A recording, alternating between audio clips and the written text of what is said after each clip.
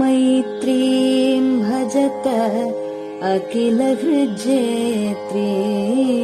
मैत्रीं भजत अखिलहृज्जेत्रीं मैत्रीं भजत अखिलहृज्जेत्रीम्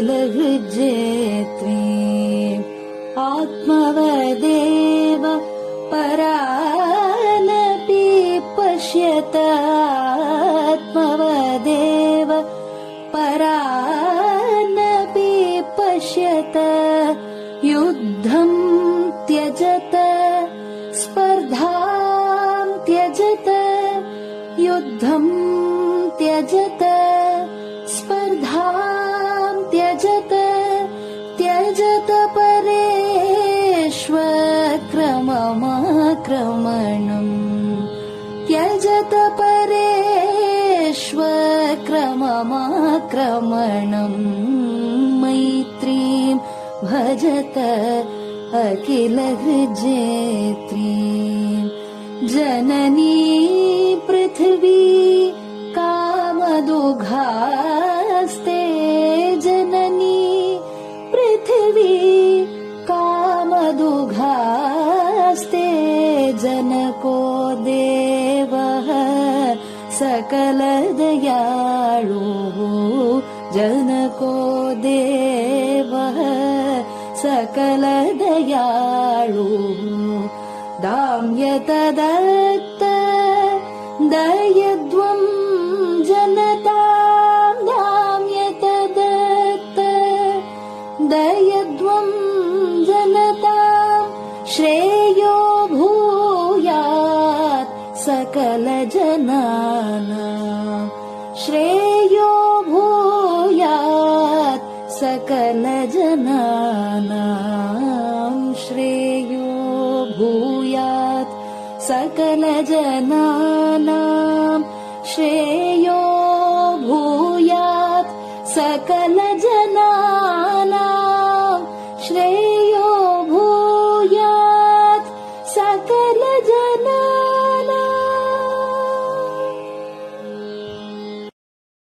பெரிவாசரணம். மைத்ரீம் பஜத. பாடியவர் குமாரி சிவஸ்ரீ ஸ்கந்தபிரசாத். பெரிவாசரணம். வணக்கம். பெரிவா வானொலியின் காலை நிகழ்ச்சிகளுக்கு உங்களை அன்புடன் வரவேற்கிறோம். முதலில் பெரிவா சுப்பிரபாதம்.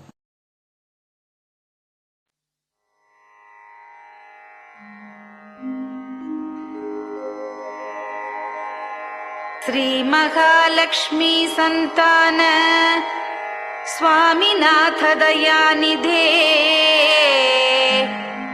श्री चंद्रशेखर गुरो भवतु ते सुप्रभातम्. श्री महालक्ष्मी संतान स्वामीनाथ दयानिधे श्री चंद्रशेखर गुरो भवतु ते सुप्रभातम्. सुब्रह्मण्यार्य कुमार श्रुतिसारस्वरूपिणे भगवच्छंकराचार्य भवतु ते सुप्रभातम्. सुब्रह्मण्यार्य कुमार श्रुतिसारस्वरूपिणे भगवच्छंकराचार्य भवतु ते सुप्रभातम्. उत्तिष्ठ स्वाम्यधिष्ठानात् जगद्गुरु महाप्रभो कामकोटिमठेशाय भवतु ते सुप्रभातम्. उत्तिष्ठ स्वाम्यधिष्ठानात् जगद्गुरु महाप्रभो कामकोटिमटेशाय भवतु ते सुप्रभातम्। निर्गुणाय निर्मलाय मायातीतस्वरूपिणे आत्मविदां वरेण्याय भवतु ते सुप्रभातम्। निर्गुणाय निर्मलाय मायातीतस्वरूपिणे आत्मविदां वरेण्याय भवतु ते सुप्रभातम्। साधुसङ्गसमूहाय सर्वज्ञः सर्वसाक्षिणे सत्यधर्मशरीराय भवतु ते सुप्रभातम्। साधुसङ्गसमूहाय सर्वज्ञः सर्वसाक्षिणे सत्यधर्मशरीराय भवतु ते सुप्रभातम्। वेदशास्त्रसुरक्षार्थं सन्न्यासतिलकान्विते शीघ्रमागच्छ भगवन् देहि मे दिव्यदर्शनम्। वेदशास्त्रसुरक्षार्थं सन्न्यासतिलकान्विते शीघ्रमागच्छ भगवन् देहि मे दिव्यदर्शनम्। निराहारविनिद्राय निर्मोहाय निरञ्जन अप्राकृतशरीराय त्रैलोक्यं मङ्गलं कुरु। निराहारविनिद्राय निर्मोहाय निरञ्जन अप्राकृतशरीराय त्रैलोक्यं मङ्गलं कुरु। सम्पूर्णकल्याणगुण सच्चिदानन्दमद्गुरो अत्यद्भुतचरित्राय त्रैलोक्यं मङ्गलं कुरु। सम्पूर्णकल्याणगुण सच्चिदानन्दमद्गुरो अत्यद्भुतचरित्राय त्रैलोक्यं मङ्गलं कुरु। आदिमध्यान्तरहित चराचरमयान्विते अद्भुताय अशोकाय त्रैलोक्यं मङ्गलं कुरु। आदिमध्यान्तरहित चराचरमयान्विते अद्भुताय अशोकाय त्रैलोक्यं मङ्गलं कुरु। यस्य निःश्वसितं वेदाः शरीरं धर्ममेव च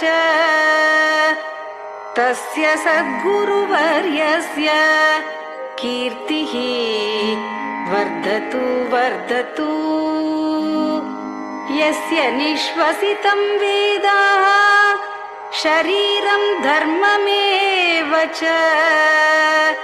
तस्य सद्गुरुवर्यस्य कीर्तिः वर्धतु वर्धतु।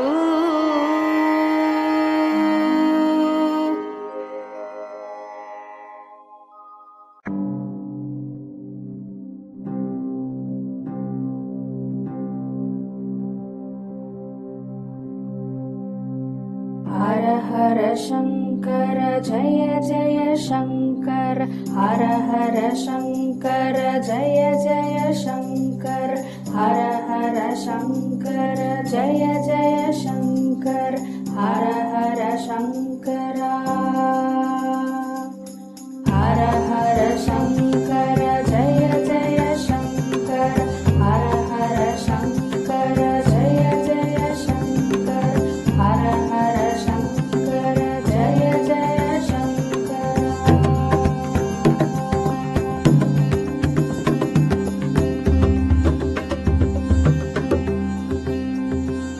श्रुति स्मृति पुराणानाम् आलयं करुणालयं नमामि भगवत्पादं शङ्करं लोकशङ्करं श्रुति स्मृति पुराणानाम् आलयं करुणालयं नमामि भगवत्पादं शङ्करं लोकशङ्करम् हर हर शङ्कर जय जय शङ्कर हर हर शङ्कर जय जय शङ्कर हर हर शङ्कर जय जय शङ्कर हर हर शङ्करा हर हर शङ्कर जय जय शङ्कर हर हर शङ्कर जय जय शङ्कर हर हर शङ्कर जय जय शङ्कर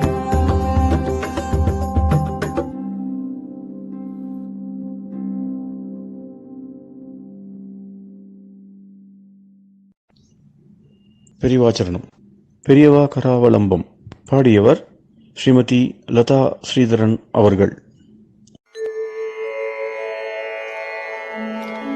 प्रातः स्मरामि भवदीयमुखारविन्दम् मन्दस्मितं च जनितापहरं जनानाम् प्रातः स्मरामि भवदीयमुखारविन्दम् मन्दस्मितं च जनितापहरं जनानाम् सम्पत्करीं च भवतोऽत्र कटाक्षलक्ष्मीं काञ्चीमठेश मम देहि करावलम्बम् सम्पत्करीं च भवतोऽत्र कटाक्षलक्ष्मीं काञ्चीमठेश मम देहि करावलम्बम् काञ्चीमठेश मम देहि करावलम्बम् काञ्चीमठेश मम देहि करावलम्बम् काञ्चीमठेश मम देहि करावलम्बम् प्रातः स्मरामि कलिदोषहराणि यानि हृद्यानि दिव्यमधुराणि मनोहराणि प्रातः स्मरामि कलिदोषहराणि यानि हृद्यानि दिव्यमधुराणि मनोहराणि वाक्यानि तेऽध्यवदनाम्बुजनिर्गतानि काञ्चीमठेश मम देहि करावलम्बम् वाक्यानि तेऽध्यवदनाम्बुजनिर्गतानि काञ्चीमठेश मम देहि करावलम्बम् काञ्चीमठेश मम देहि करावलम्बम् काञ्चीमठेश मम देहि करावलम्बम् काञ्चीमठेश मम देहि करावलम्बम्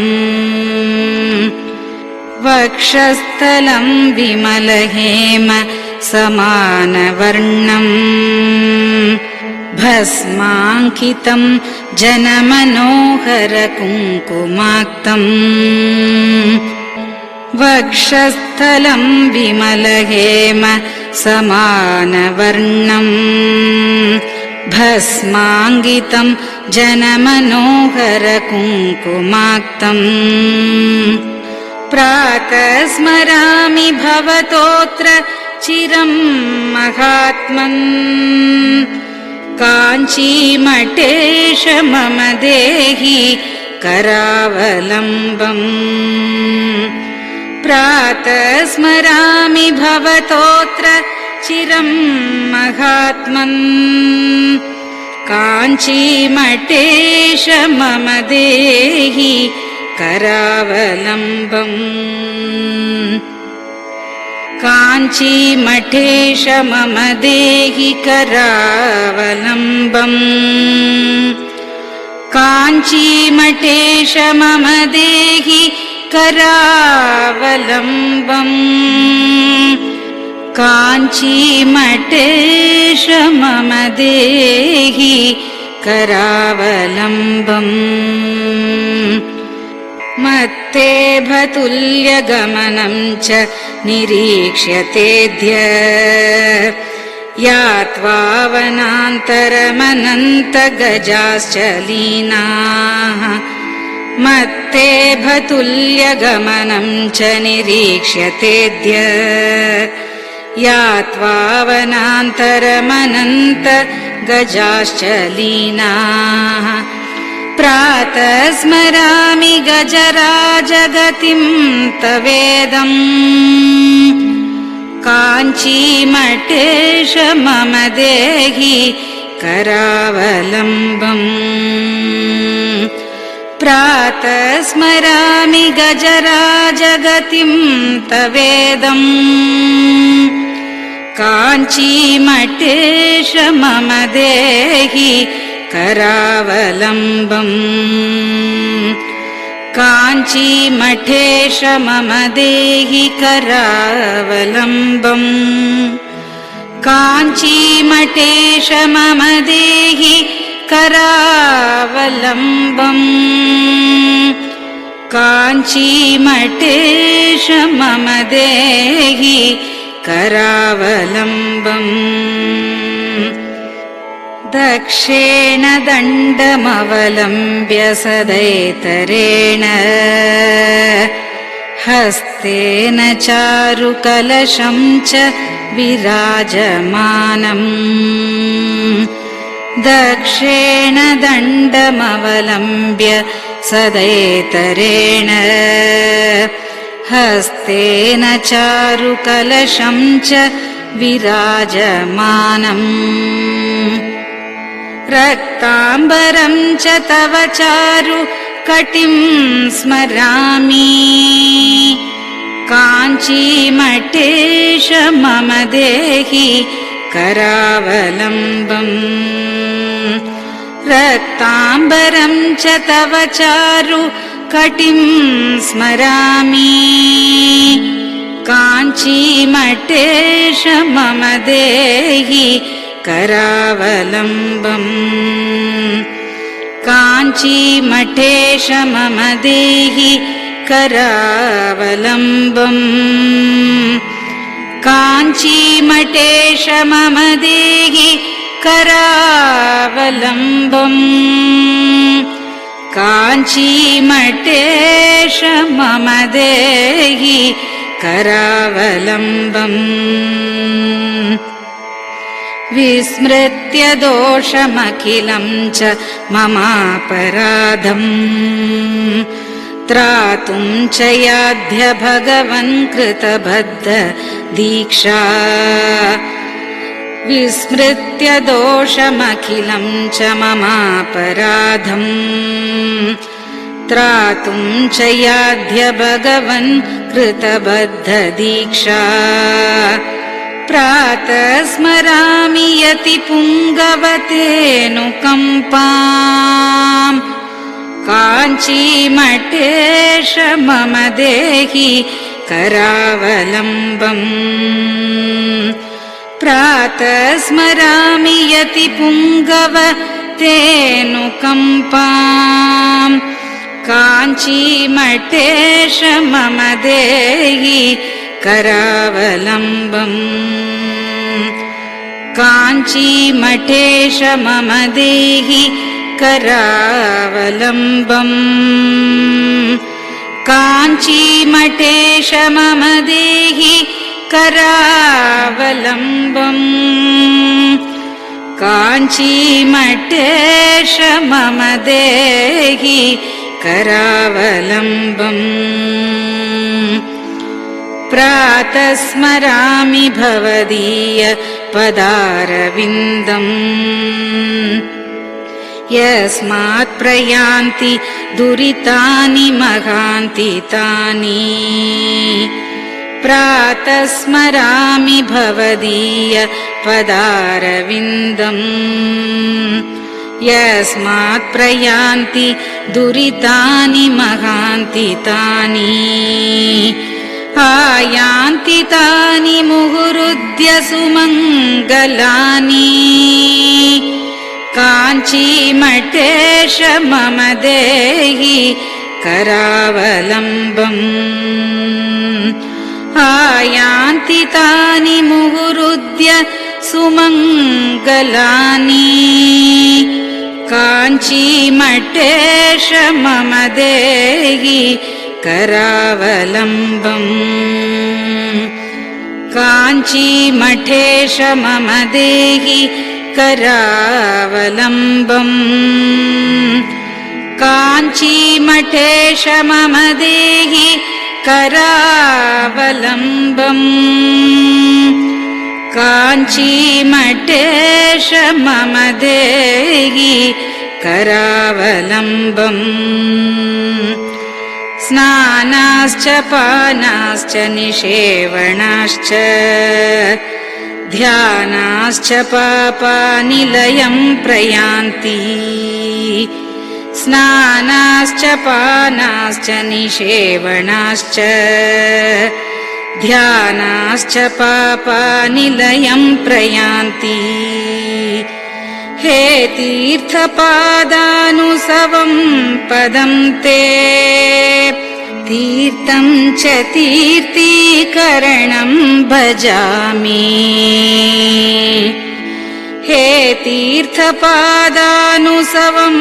पदं ते तीर्थं च तीर्थीकरणं भजामि काञ्चीमठेश मम देहि करावलम्बम् काञ्चीमठेश मम देहि करावलम्बम्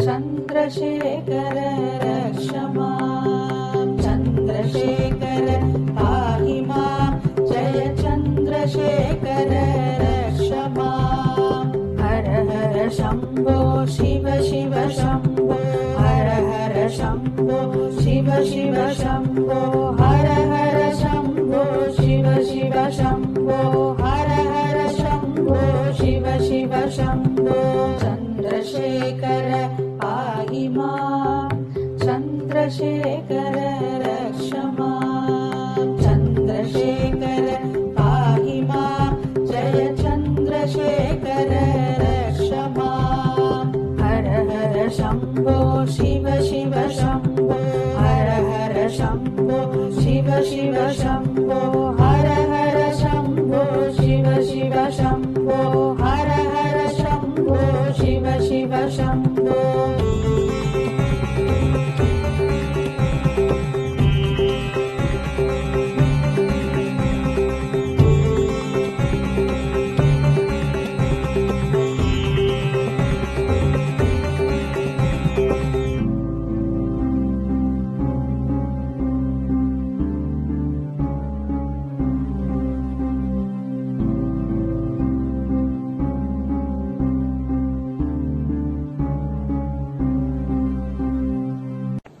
பெரியவா சரணம்.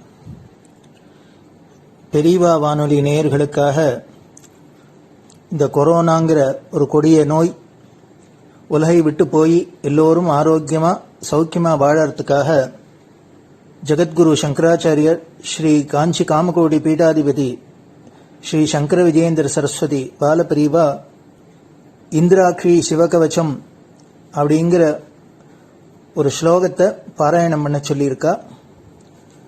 அதனால குரு ஆணைப்படி இந்த இந்திராட்சி சிவகவச்ச ஸ்லோகத்தை பெங்களூர் பசவங்குடி ஸ்ரீ சத்குரு வேத பாடசாலை அத்தியாபகர் பிரம்மஸ்ரீ டாக்டர் ஸ்ரீனிவாச சர்மா அவர்கள் தங்களோட மாணவர்களோட சொல்றத இப்ப பெரியவா வானொலியில ஒலிபரப்பப்படுறது. இத கேட்டாலே இது ஒலிக்கிற இடத்திலேருந்தே வியாதி முதலான சகல கஷ்டங்களும் போகும் அப்படின்னு மகாபெரிவாளும் சொல்லியிருக்கா, காஞ்சி ஆச்சாரியாலும் ஆணை பண்ணியிருக்கா. அதுபடி உங்களுக்கு இந்த இந்திராட்சி சிவகவச்ச ஸ்லோகம் வழங்கப்படுறது. பெரியவா சரணம். ஓம் ஸ்ரீ குருப்யோ நமஹ. ஹரிஹி ஓம். மகாகணபதயே நமஹ. वाग्देव्यै नमः. मातृभ्यो नमः. पितृभ्यो नमः. आचार्येभ्यो नमः. अतिथिदेवताभ्यो नमः. श्रीसद्गुरुपरब्रह्मदेवताभ्यो नमः. सर्वमङ्गलमाङ्गल्ये शिवे सर्वार्थसाधिके शरण्ये त्र्यम्बके देवि नारायणि नमोऽस्तुते. नमो देव्यै महादेव्यै शिवायै सततं नमः. नमः प्रकृत्यै भद्रायै नियताः प्रणतास्मताम्. ॐ श्रीजगदम्बायै नमः. अथ इन्द्राक्षी स्तोत्रम्. ॐ अस्य श्री इन्द्राक्षी स्तोत्रमहामन्त्रस्य शचीपुरन्दर ऋषिः अनुष्टुप्छन्दः. श्री इन्द्राक्षी देवता महालक्ष्मीर्बीजम् भुवनेश्वरी शक्तिः माहेश्वरी कीलकम्.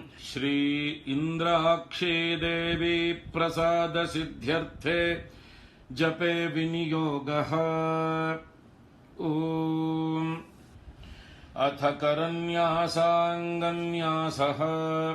ॐ इन्द्राक्षीम् अङ्गुष्ठाभ्यां नमः. ॐ महालक्ष्मीम् तर्जनीभ्यां नमः. ॐ माहेश्वरीं मध्यमाभ्यां नमः. ॐ अम्बुजाक्षीम् अनामिकाभ्यां नमः.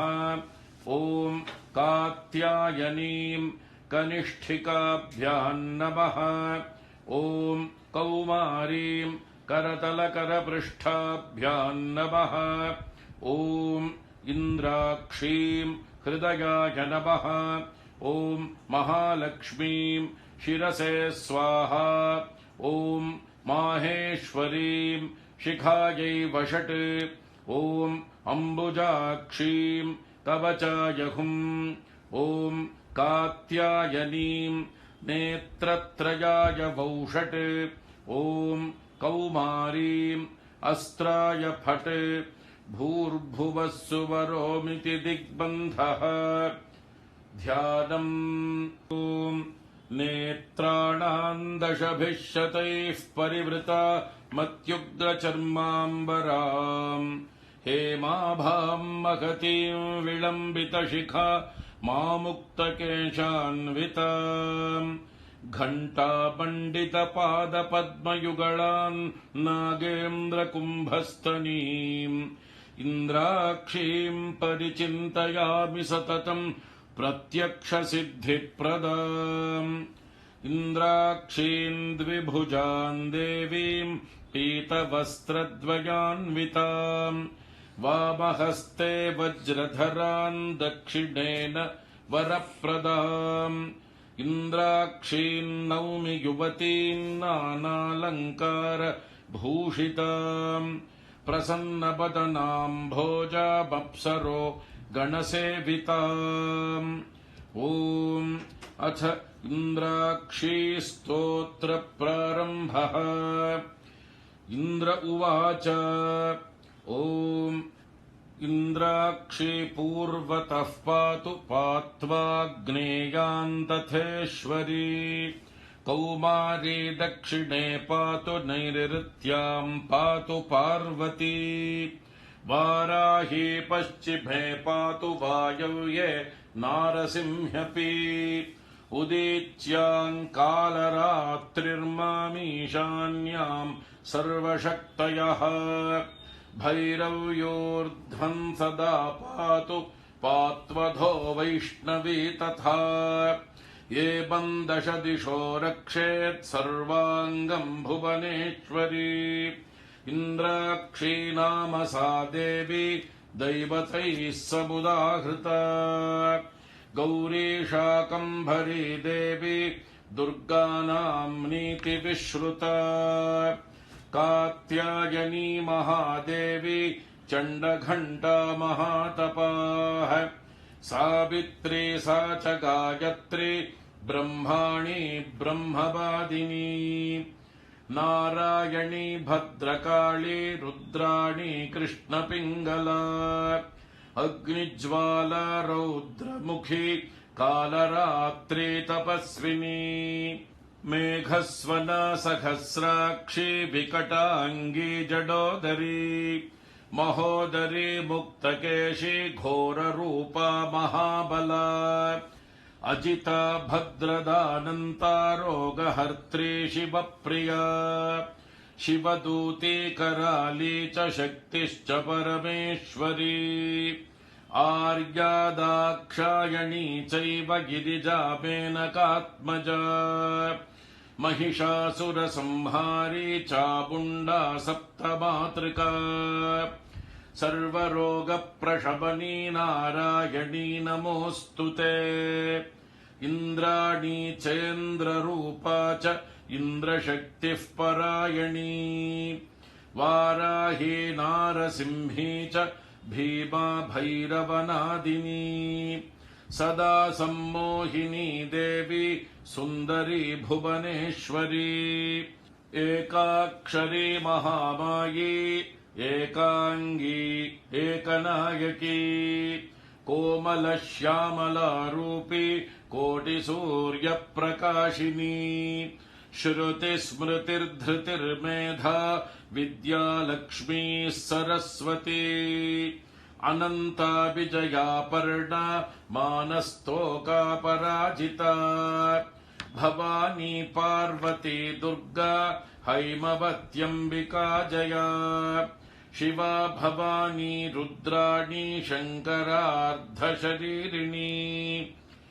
ऐरावत गजारूढा वज्रहस्ता धनुर्धरा ऐन्द्री देवी सदा कालम् शान्तिमाशु करोतु मे एतैर्नामपदैर्दिव्यैस्तुता शक्रेण धीमता आयुरारोग्यमैश्वर्यमपमृत्युभयापहम् क्षयापस्मारकुष्ठादि तापज्वरनिवारणम् शीतज्वरनिवारणमुष्णज्वरनिवारणम् सन्निज्वरनिवारणम् सर्वज्वरनिवारणम् सर्वरोगनिवारणम् सर्वशत्रुनिवारणम् महाभयनिवारणम् मनःक्लेशनिवारणम् शतमावर्तयेद्यस्तु मुच्यते व्याधिबन्धनात्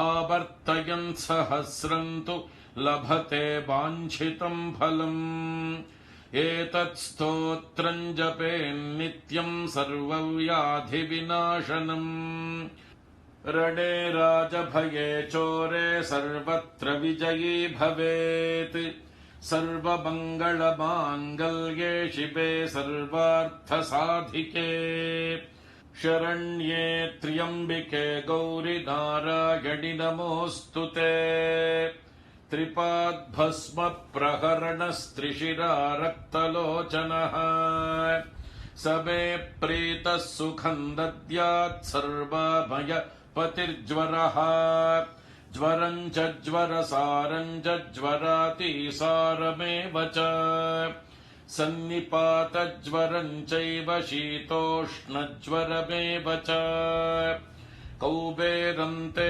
मुखम् रौद्रम् नन्दिमन्नन्दिमावह ज्वरम् मृत्युभयम् घोरम् ज्वरम् नाशय मे ज्वर ॐ भस्मायुधाय विद्महे रक्तनेत्राय धीमहि तन्नो ज्वरहरः प्रचोदयात् ॐ ज्वरराजाय विद्महे त्रिशिरस्काय धीमहि तन्नस्त्रिपात् प्रचोदयात् मृत्योस्तुल्यम् त्रिलोकीम् ग्रसितुमतिरसान्निःसृताः किन्नु जिह्वाः किं वा कृष्णाङ्घ्रिपद्मद्युतिभिररुणिता विष्णुपद्याः पदव्यः प्राप्ताः सन्ध्याः स्मरारे स्वयमुत नुतिभिस्तिस्रयित्यूह्यमानाः दिव्यैर्देव्यास्त्रिशूलक्षत महिषजुषो रक्तधारा जयन्ती मातर्मे मधुकैटभग्नि महिषप्राणापहारोद्यमे हेला निर्मित धूम्रलोचन वधे हे चण्डमुण्डार्दिनी निःशेषीकृत रक्तबीजदनुजे नित्ये निशुम्भापहे शुम्भध्वंसिनि संहराशु दुरितम् दुर्गे नमस्तेऽम्बिके अष्टौ भुजाङ्गीम् महिषस्य मर्दिनीम् सशङ्गचक्राम् शरशूलधारिणीम् ताम् दिव्ययोगीम् सखजातवेदसीम् दुर्गाम् सदाहम् शरणम् प्रपद्ये महिषमस्तकनृत्यविनोदनस्फुटरणन्मणिनूपुरमेखला जननरक्षणमोक्षविधायिनी जयतु शुम्भनिशुम्भनिषूदिनी ब्रह्माणी कमलेन्दु सौम्यवदना माहेश्वरी लीलया कौमारी रिपुदर्पणाशनकरी चक्रायुधा वैष्णवी वाराही घनघोर घर्घर मुखे दंष्ट्री च चक्रायुधा चामुण्डा गणनाथ रुद्रसहिता रक्षन्तु माम् मातरः उद्धतौ मधुकैटभौ महिषासुरम् तु निहत्यतम् धूम्रलोचन चण्डमुण्डक रक्तबीज मुखांश्च तान् दुष्टशुम्भनिशुम्भमर्दिनि नन्दितामरवन्दिते बिष्टपत्रय पुष्टिकारिणि भद्रकाळि नमोऽस्तु ते लक्ष्मीप्रदानसमये नवविद्रुमाभाम् विद्या प्रदानसमये शरदिन्दुशुभ्राम् विद्वेषि वर्गविजयेऽपि तमालनिलाम् देवीम् त्रिलोकजननीम् शरणम् प्रपद्ये ॐ महादेव्यै च विद्महे सर्वसिद्ध्यै च धीमहि तन्नो देवी प्रचोदयात् ॐ श्रीं मं महादेव्यै नमः इतीन्द्राक्षी स्तोत्रम्। ॐ इन्द्राणी मासु नारिषु सुभगा महमश्रवम् नह्यस्य अपरञ्च न जरसा परते पतिर्विश्वस्मादिन्द्र उत्तरः। ॐ इन्द्राणी मासु नारिषु सुपत्नी महमश्रवम् नह्यस्य अपरञ्च न जरसा परते पतिः। ॐ श्री इन्द्राक्षी परमेश्वर्यै नमः। ॐ शान्ति शान्ति शान्तिः। हरिः ॐ। ॐ श्रीगुरुभ्यो नमः। हरिः ॐ। महागणपतये नमः। वाग्देव्यै नमः। मातृभ्यो नमः। पितृभ्यो नमः। आचार्येभ्यो नमः। अतिथिदेवताभ्यो नमः। श्रीसद्गुरुपरब्रह्मदेवताभ्यो नमः।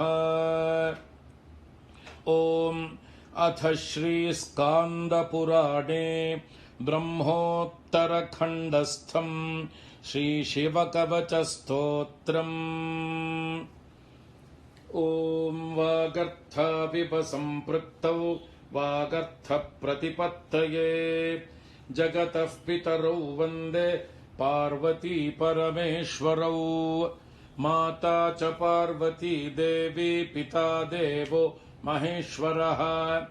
बान्धवाः शिवभक्ताश्च स्वदेशो भुवनत्रयम्। मृत्युञ्जयाय रुद्राय नीलकण्ठाय शम्भवे अमृतेशाय शर्वाय महादेवाय ते नमः। ॐ श्रीसाम्ब सदाशिव परब्रह्मदेवताभ्यो नमः। अस्य श्रीशिवकवचस्तोत्रमहामन्त्रस्य ऋषभयोगीश्वर ऋषिः अनुष्टुप् श्रीसाम्ब सदाशिवो देवता। ह्रां बीजं ह्रीं शक्तिः ह्रूं कीलकम् श्रीसाम्ब सदाशिव प्रीत्यर्थे शिवकवचस्तोत्र जपे विनियोगः। अथ करन्यासः। ॐ नमो भगवते ज्वलज्ज्वालामालिने। ॐ ह्रां सर्वज्ञशक्तिधाम्ने ईशानात्मने अङ्गुष्ठाभ्यां नमः। ॐ नमो भगवते ज्वलज्ज्वालामालिने। ॐ नं ह्रीं नित्यतृप्तिधाम्ने तत्पुरुषात्मने तर्जनीभ्यां नमः।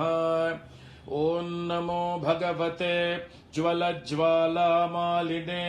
ॐ मं ह्रूं अनादिबोध शक्तिधाम्ने अघोरात्मने मध्यमाभ्यां नमः। ॐ नमो भगवते ज्वलज्ज्वालामालिने। ॐ शिं ह्रैं स्वतन्त्रशक्तिधाम्ने वामदेवात्मने अनामिकाभ्यां नमः। ॐ नमो भगवते ज्वलज्ज्वालामालिने। ॐ वां ह्रौं नित्यमलुप्तशक्तिधाम्ने सद्योजातात्मने कनिष्ठिकाभ्यां नमः।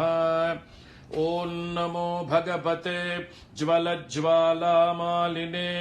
ॐ यं ह्रः अनन्तशक्तिधाम्ने सर्वात्मने करतलकरपृष्ठाभ्यां नमः। अथाङ्गन्यासः। ॐ नमो भगवते ज्वलज्ज्वालामालिने ॐ ह्रां सर्वज्ञशक्तिधाम्ने ईशानात्मने हृदयाय नमः।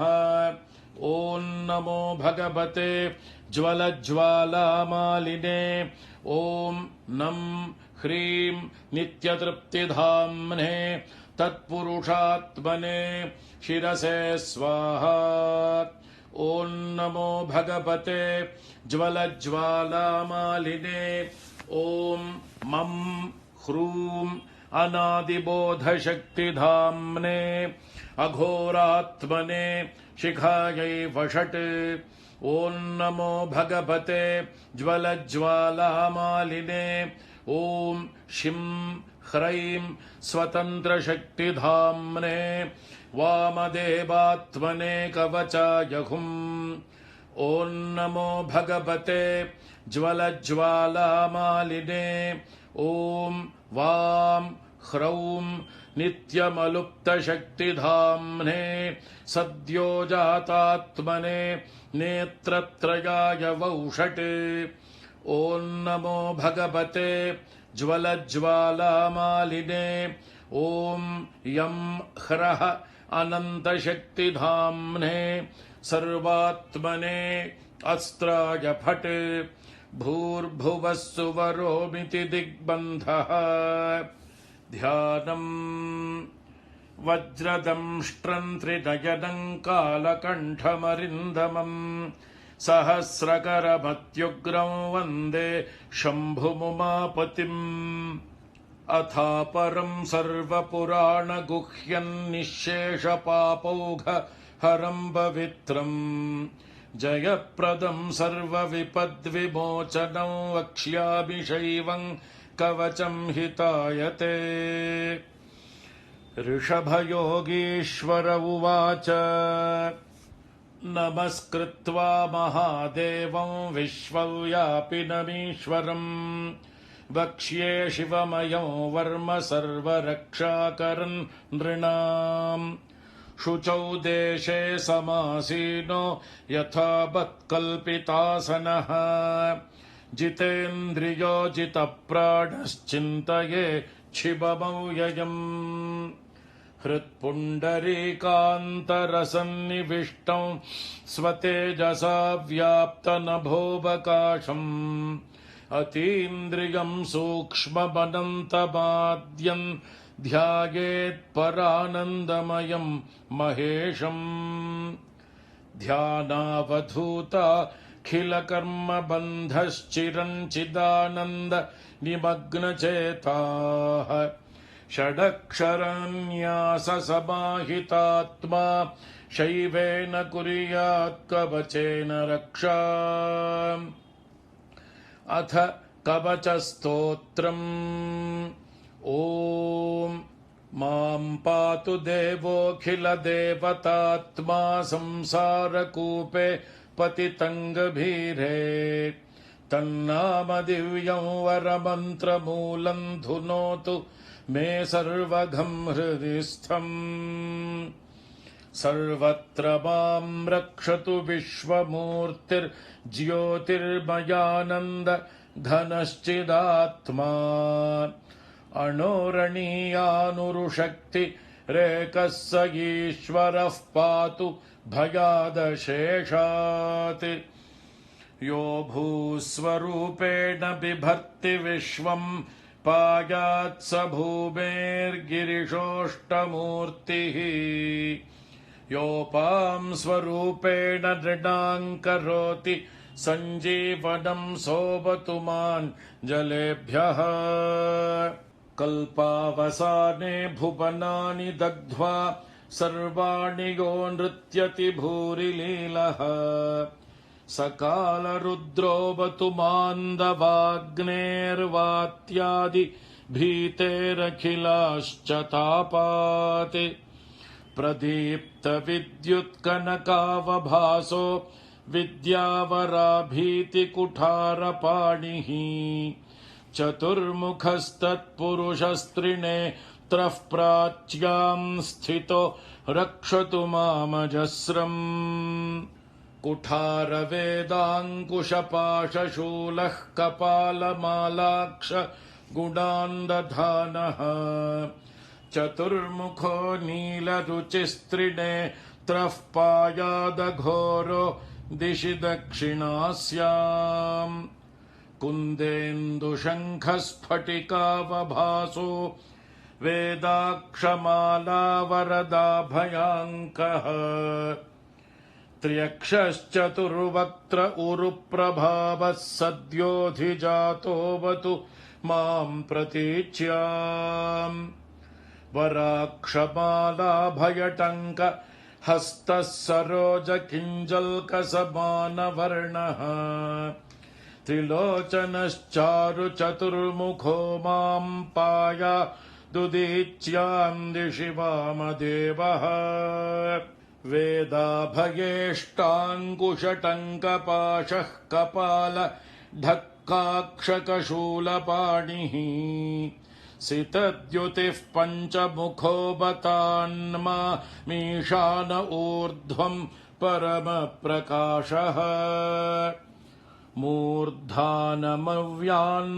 चन्द्र मौळिर्भालम् ममाव्यादथ भालनेत्रः नेत्रे ममाव्याद्भगनेत्रहारी नासाम् सदा रक्षतु विश्वनाथः पायाच्छ्रुति मे श्रुतिगीतकीर्तिः कपोलमव्या सततम् कपाली वक्त्रम् सदा रक्षतु पञ्चवक्त्रो जिह्वाम् सदा रक्षतु वेदजिह्वः कण्ठम् गिरीशोऽवतु नीलकण्ठः पाणिद्वयम् पातु पिनाकपाणिः स्कन्धौ वृषस्कन्धगतिश्च सोऽव्यात् पार्श्वद्वयम् पातु सुरासुरेशः दोर्मूलमव्यान्मम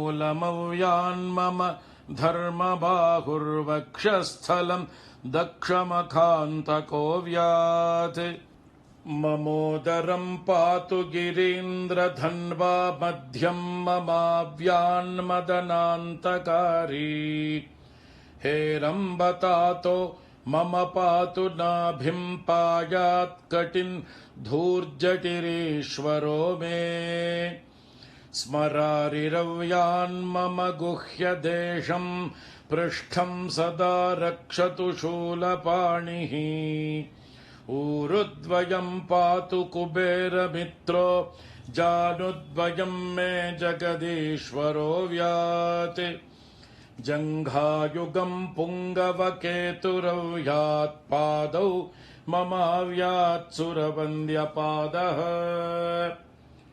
महेश्वरः पातु दिनादियामे माम् मध्ययामेवतु वामदेवः त्रिलोचनः पातु तृतीययामे वृषध्वजः पातु दिनान्त्ययामे पायान्निषादौ शशिशेखरो माम् गङ्गाधरो रक्षतु मान्निशीथे गौरीपतिः पातु निशावसाने मृत्युञ्जयो रक्षतु सर्वकालम् अन्तःस्थितम् रक्षतु शङ्करो माम् स्थाणुः सदा पातु बहिःस्थितम् माम् तदन्तरे पातु पतिः पशूनाम् सदाशिवो रक्षतु माम् समन्तात् तिष्ठन्तमव्याद्भुवनैकनाथः पायाध्वरजन्तम् प्रमथाधिनाथः वेदान्तवेद्योऽवतु मान्निषण्णम् मामव्ययः पातु शिवशयानम् मार्गेषु माम् रक्षतु नीलकण्ठः शैलादिदुर्गेषु पुरत्रयारिः अरण्यवासादिमहाप्रवासे पायान्मृगव्याधौदारशक्तिः कल्पान्तकालोऽग्र पटुप्रकोपस्फुटाट्टहासोच्चलिताण्ड कोशः घोरारिसेनार्णवदुर्निवार महाभयाद्रक्षतु वीरभद्रः पत्यश्वमातङ्ग घटावरूथः सहस्रलक्षायुत कोटिभीषणम् अक्षौहिणीनां शतमाततायिनां छिन्द्यान् मृडो घोरकुठारधारय निहन्तु दस्यून् प्रलयानलार्चिर्ज्वलत्रिशूलम् त्रिपुरान्तकस्य शार्दूलसिंहर्क्षवृकादिहिंस्रान् सन्त्रासयत्वेषधनुः पिनाकः दुःस्वप्नदुःशकुनदुर्गतिदौर्मनस्य दुर्भिक्षदुर्व्यसन दुस्सह दुर्यशांसि उत्पाततापविषभीति मसद्ग्रहार्तिं व्याधींश्च नाशयतु मे जगतामधीशः ॐ अथ सहस्राक्षरमन्त्रः ॐ नमो भगवते सदाशिवाय सकल तत्त्वात्मकाय सकल तत्त्वविदूराय सकल लोकैककर्त्रे सकल लोकैकभर्त्रे सकल लोकैकसंहर्त्रे सकल लोकैकगुरवे सकल लोकैकसाक्षिणे सकल निगम गुह्याय सकल वरप्रदाय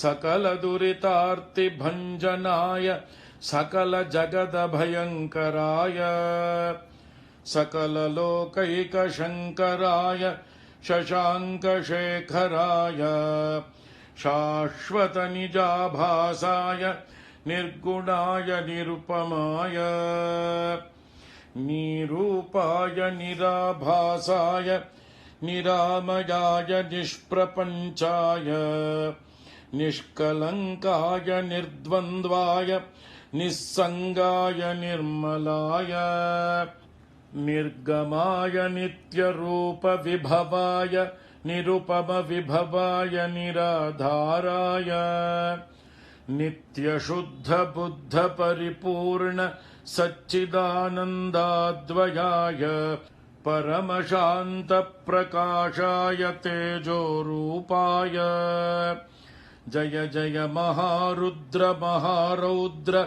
भद्रावतार दुःखदावदारुण महाभैरव कालभैरव कल्पान्त भैरव कपालमालाधर खट्वांग खड्ग चर्मपाशाङ्कुशढमरुशूल चाप बाणगदा शक्ति भिण्डिपाल तोमर मुसल मुद्गर पट्टशपरशू परिघभुषण्डेशतघ्नि चक्राद्यायुध भीषणकर सहस्रमुखदंष्ट्राकरालवदन विकटाट्टहास विस्फाटित ब्रह्माण्डमण्डल नागेन्द्रकुण्डल नागेन्द्रहार नागेन्द्रवलय नागेन्द्रचर्मधर मृत्युञ्जय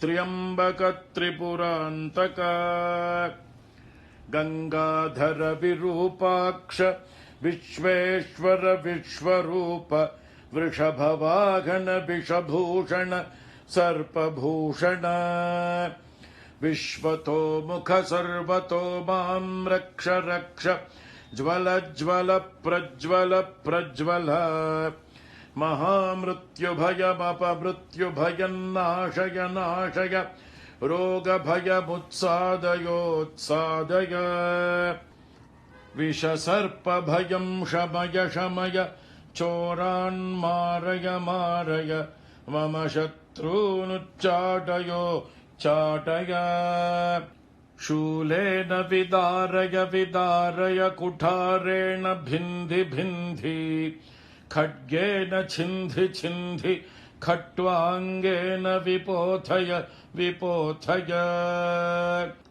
मुसलेन निष्पेषय निष्पेषय बाणैः सन्ताडय सन्ताडय रक्षांसि भीषय भीषय भूतानि विद्रावय विद्रावय कूष्माण्डवेतालमारीगण ब्रह्मराक्षसान् सन्त्रासय सन्त्रासय ममाभयं कुरु कुरु वित्रस्तं मामाश्वासयाश्वासय नरकभयान्मामुद्धारयोद्धारय सञ्जीवय सञ्जीवय क्षुतृष्णार्तं मामाप्याययाप्यायय दुःखातुरं मामानन्दयानन्दय शिवकवचेन मामाच्छादयाच्छादय हर हर मृत्युञ्जय त्र्यम्बक सदाशिव नमस्ते नमस्ते नमस्ते ॐ अथ फलश्रुतिः ऋषभयोगीश्वर उवाच इत्येतत्कवचं शैवं वरदं व्याहृतं मया सर्वबाधाप्रशमनं रहस्यं सर्वदेहिनां यः सदा धारयेन्मर्त्यश्चैवं कवचमुत्तमम् न तस्य जायते क्वापि भयं शम्भोरनुग्रहात् क्षीणायुर्मृत्युमापन्नो महारोगहतोऽपि वा सद्यः सुखमवाप्नोति दीर्घमायुश्च विन्दति सर्वदारिद्र्यशमनं सौमङ्गल्यविवर्धनम् यो धत्ते कवचं शैवं सदेवैरपि पूज्यते महापातकसङ्घातैर्मुच्यते चोपपातकैः देहान्ते शिवमाप्नोति शिवर्मानुभावतः त्वमपि श्रद्धया वत्स शैवं कवचमुत्तमम् धारयस्व मया दत्तं सद्यः श्रेयो ह्यवाप्स्यसि सूत उवाच इत्युक्त्वा ऋषभो योगी तस्मै पार्थिवसूनवे ददौ शङ्खं महारावं खड्गं चारिनिषूदनम् पुनश्च भस्म सम्मन्त्र्य तदङ्गं सर्वतो स्पृशत् गजानां 6,000 द्विगुणं च बलं ददौ भस्म प्रभावात् सम्प्राप्त बलैश्वर्यधृतिस्मृतिः स राजपुत्रश्शुशुभे शरधर्क इव श्रिया तमाह प्राञ्जलिं भूयः स योगी राजनन्दनम् एष खड्गो मया दत्तस्तपो मन्त्रानुभावतः शितधारमिमं खड्गं यस्मै दर्शयसि स्फुटम् स सद्यो म्रियते शत्रुः साक्षान् मृत्युरपि स्वयम् अस्य शङ्खस्य निर्ह्रादं ये शृण्वन्ति तवाहिताः ते मूर्च्छिताः पतिष्यन्ति न्यस्तशास्त्र विचेतनाः खड्गशङ्खाभिमौ दिव्यौ परसैन्यविनाशिनौ आत्मसैन्यस्य पक्षाणां शौर्यतेजोभिवर्धनौ एतयोश्च प्रभावेन शैवेन कवचेन च 2,600 नागानां बलेन महतापि च भस्मधारणसामर्थ्याच्छत्रुसैन्यं विजेष्यसि प्राप्त्य सिंहासनं पित्र्यङ्गोप्तासि पृथिवीमिमाम् इति भद्रायुषं सम्यगनुशास्य समातृकम् ताभ्यां सम्पूजितः सोऽथ योगीस्वैरगतिर्ययौ। इति श्रीस्कान्दपुराणे ब्रह्मोत्तरखण्डस्थम् श्रीशिवकवचस्तोत्रम्। ॐ वागर्थाबिब सम्पृक्तौ वागर्थप्रतिपत्तये जगतः पितरौ वन्दे पार्वती परमेश्वरौ। नमः सूर्याय चन्द्राय मङ्गलाय बुधाय च गुरुः शुक्रशनिभ्यश्च राहवे केतवे नमः।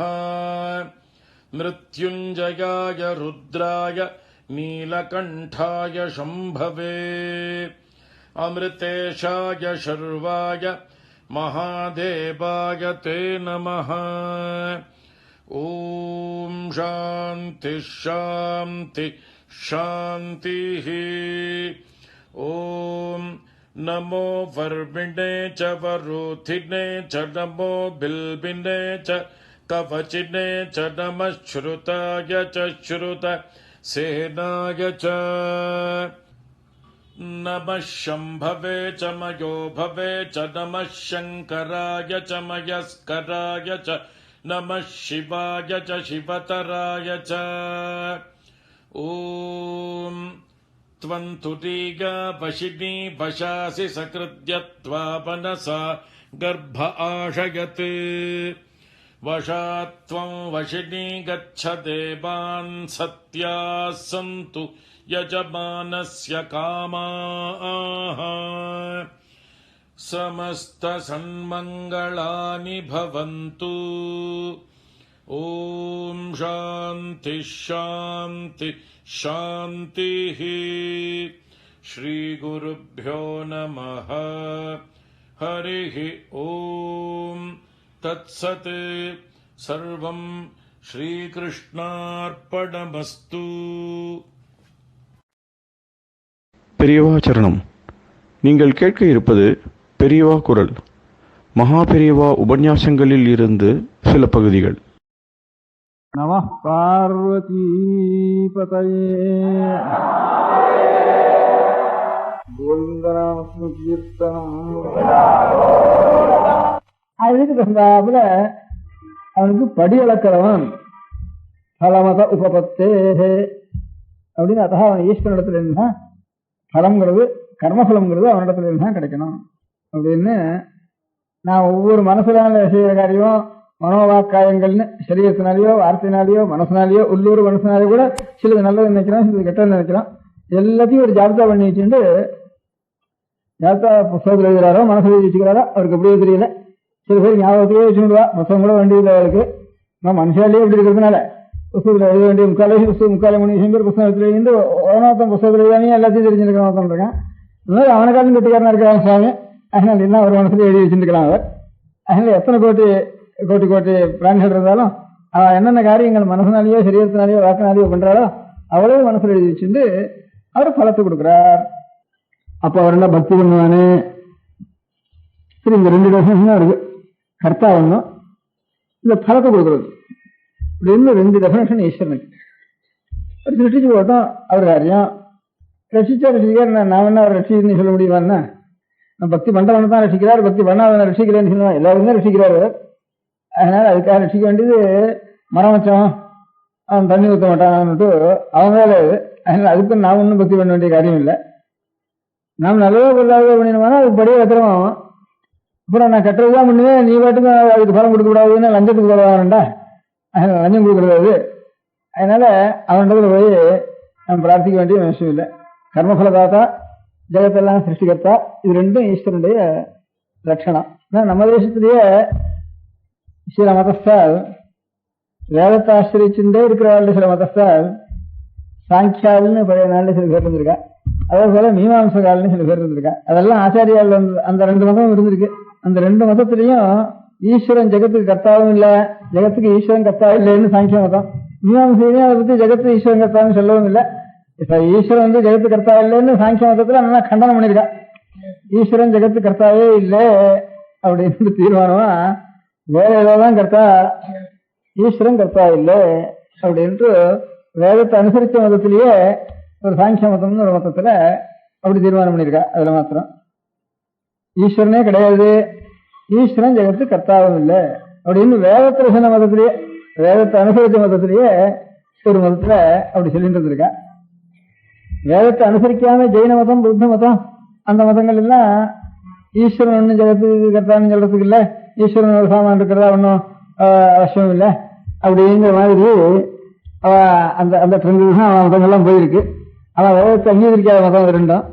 வேதத்தை அங்கீகரிக்கிற மதத்திலேயே சாங்கிய மதத்துல இந்த மாதிரி சுவாமி ஒன்னும் ஜெகத்துக்கு காரணம் இல்லை அப்படின்னு சொல்லிட்டாவில்ல.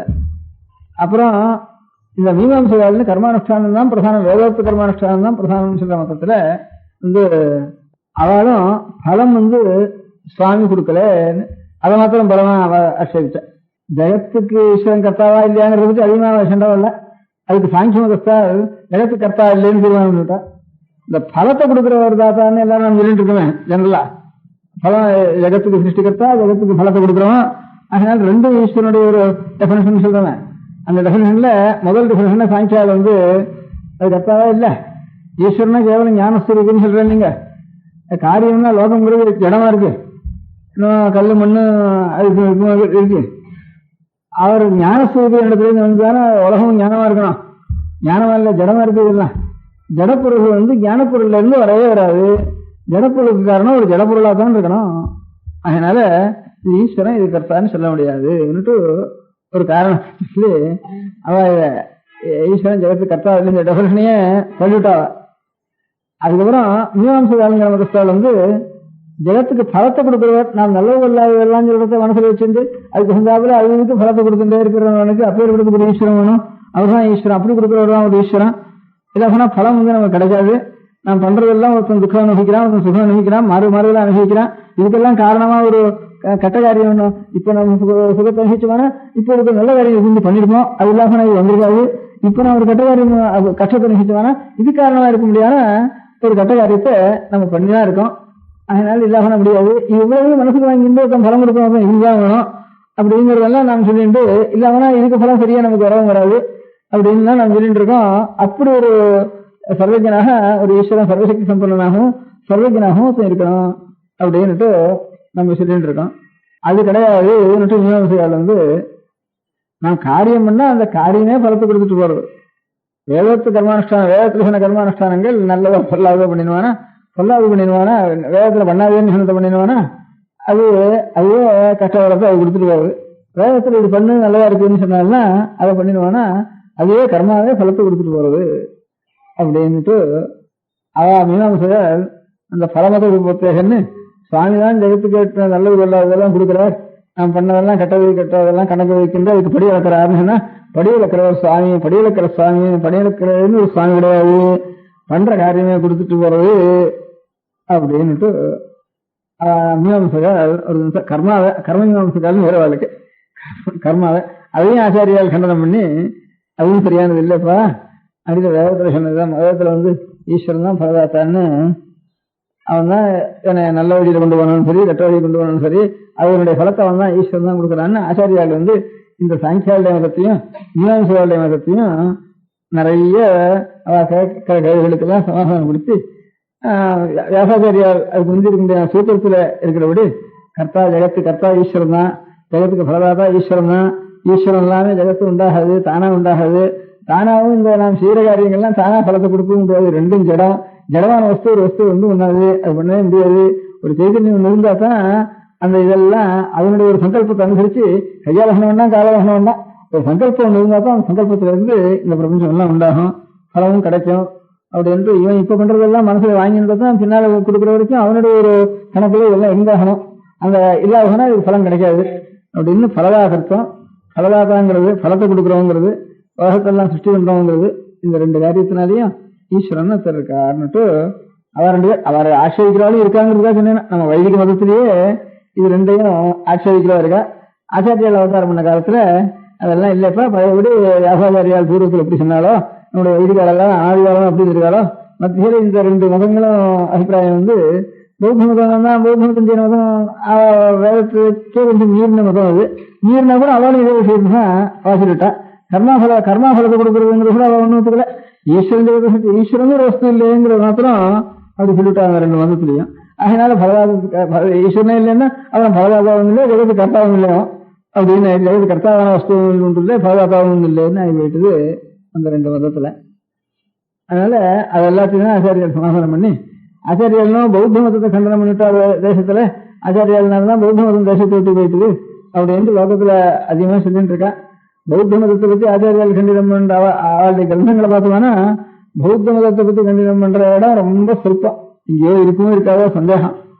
இந்த சாங்கிய மதத்தை பத்தியும் மீமாம்சையாளுடைய மதத்தை பத்தியும் தான் நிறைய நம்ம வழிகாலுக்குள்ளேயே வேதத்தை பிரமாணமாக தான் சொல்லிட்டு இருக்கா ரெண்டு பேரும், இந்த சாங்கியாலும் மீமாம்சையாலும். அந்த ரெண்டு மதங்களை தான் நிறைய விசாரிச்சு இப்படிதான் சொல்லப்படாதுப்பா, ஈஸ்வரன் தான் பிரதாத்தா, ஈஸ்வரன் தான் ஜெகத்கர்த்தா அப்படிங்கிறத ஆச்சாரியர் அதுக்கு ஸ்தாபனம் பண்றதுதான் முக்கால் வாசி பிரயத்தனம். அவளுடைய கிரந்தங்கள்ல முழுக்க ஈஸ்வரன் தான் லோகத்தெல்லாம் ரசிக்கிறவன், ஈஸ்வரன் தான் லோகத்தெல்லாம் சிருஷ்டி பண்ணுவான் அப்படின்னு இந்த தத்துவம் அவன் தான் நமக்கு சரணாகுது அப்படின்னு இதை சொல்றதுக்காகத்தான் ஆச்சாரியாளுடைய முக்கால் வாசியிடம் பாஷ்யம். அது இங்கே ஒரு அரைக்கால் வாசி இருக்குமோ இதுல இருந்து பௌத்த மதத்தையும் ஜெயின மதத்தையும் கண்டனம் பண்ணிடுது. அப்படி கண்டனம் பண்ண முடியாத இடத்துலயும் அந்த வியாசாரியால் சூத்திரத்திலேயே கொஞ்சம் அந்த சில சூத்திரங்களுக்கு கண்டனம் பண்ற சூத்திரம், அதுக்கு அர்த்தம் சொல்றப்ப மாத்திரம் தான் அதை கண்டனம் பண்ணிட்டு வேற சொல்பமா அதிகமா பௌத்த மதத்தை கண்டனம் பண்றதுக்காக ஜாஸ்தியா அதை எடுத்துக்கல. பௌத்த மதத்தை கண்டனம் பண்றதுக்காக ஜாஸ்தியா பிரயத்தனம் பண்ணது ஆச்சாரியாளுக்கு தவிர குமாரில் பட்டாள்னுட்டு நான் சொன்னேன், இந்த கர்ம மீமாம்சையாள்னுட்டு அவள் தான் நிறைய அதை பத்தி சொல்லியிருக்கா. அதே மாதிரி தர்க்கசாஸ்திரத்தை அவலம்பிச்சுட்டு தர்க்கசாஸ்திரத்தை ஜெகத்கர்த்தான்னு அர்த்தம், ஜெகத்கர்த்தா ஈஸ்வரன் அர்த்தம். அந்த தர்க்கசாஸ்திரத்துல உதயநாச்சாரியாள்னுட்டு அந்த பழைய காலத்துல கிட்டத்தட்ட ஆச்சாரியாளுக்கு சமகாலத்திலேயே அவ ரெண்டு பேரும் இருந்திருக்கா. இந்த குமாரில் பட்டாளுங்கிறவாளும் உதயநாச்சாரியாளுங்கிறவாளும் போய் காரில் எடுத்து இன்னொன்று இருக்கு இல்லையா சரி. அதனால உதயநாச்சாரியாலும் குமாரில் பட்டாளும் தான் இந்த பௌத்த தத்துவத்தை ஈஸ்வரத்தம் இல்லைன்னு சொன்ன விஷயத்துக்காக உதயநாச்சாரியால் பௌத்த மதத்தை கண்டிச்சா. இந்த வேதாந்த கர்மானுஷ்டானம் கிடையாதுன்னு சொன்னதுக்காக குமாரில் பட்டால் கண்டிச்சா. நாங்க என்ன கர்மா இல்லைங்கிற விஷயத்தை வச்சுட்டு குமாரில் பட்டால் மீமாம்சகர் கர்மாவே சகல சோதாதா, கர்மாவை பேர் வேற கதி கிடையாது, சகல மோட்சமும் கர்மானுஷ்டானத்தினாக அப்படிங்கிறது குமாரில் பட்டாளுடைய அபிப்பிராயம். அதுக்கு விரோதமா வேதம் கிடையாது, கர்மாவும் கிடையாது அப்படின்ட்டு பௌத்த சொன்னதுக்காக அவர் நிறைய அந்த பௌத்த மதத்தை கண்டிச்சுட்டார். உதயநாச்சாரியர் ஜெகத்து கர்த்தாவா ஒரு ஈஸ்வரன் இல்லைன்னு தர்க்கசாஸ்திரத்துல ஜெகத்து கர்த்தாவா ஈஸ்வரன் தான் ஜெகத்துக்கெல்லாம் கர்த்தாங்கிற சித்தாந்தம் அவருக்கு. அதுக்கு விரோதமா பௌத்த சொல்றாலேட்டு உதயநாச்சாரியரை கண்டித்தார்.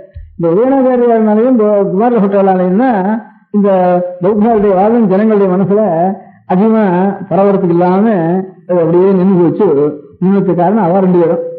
அப்புறம் ஆச்சாரியார் வந்து இந்த ரெண்டும் சேர்ந்து கர்த்தா பரதாதா ரெண்டும் ஈஸ்வரன் தான்ட்டு அதுவும் ஆச்சாரியர் வியாசாச்சாரியால் முதல்ல சொன்ன சூத்திரத்தை அனுசரித்து ஆச்சாரியால் ரொம்ப விசேஷமா அந்த விஷயத்துல சொல்லி சித்தாந்தப்படுத்திருக்க. இதெல்லாம் இதெல்லாம் சரித்திரம் உங்களுக்கு தெரியறதுக்காக சொன்னேன். இந்த பௌத்த மதங்கிறது இதுக்காக அதை வாஸ்தவத்தில் நம்ம தேசத்துல பௌத்த மதத்தினுடைய தத்துவத்தை ரெண்டு விஷயத்த ரெண்டு பேர் ஆட்சேபம் பண்ணி லோகத்துல அவ சொல்றது அவளுக்கு சரியில்லைங்கிற அபிப்பிராயத்தை ஜனங்களுக்கு நம்பி ஒப்புமுடியா பண்ணவும் குமாரில் பட்டாலும் மீமாம்சகாலான குமாரில் பட்டாலும் தர்க்கசாஸ்திரத்தை பெரிய மகாவித்வானா இருந்த உதயநாச்சாரியாலும் அநேகமா ஆச்சாரியாளுடைய காலத்துல இருந்தவர்கள் எல்லாரும் அந்த அதே காலத்துல கொஞ்சம் முன்பின்ன இருந்தவ இருந்திருக்கும். அந்த ரெண்டு பேரும் இந்த மாதிரி ரெண்டு பௌத்த மதத்தை நிறைய கண்டனம் பண்ணி அவர் பௌத்தாசியாரும் ஒரு கண்டனம் இருக்கேன்.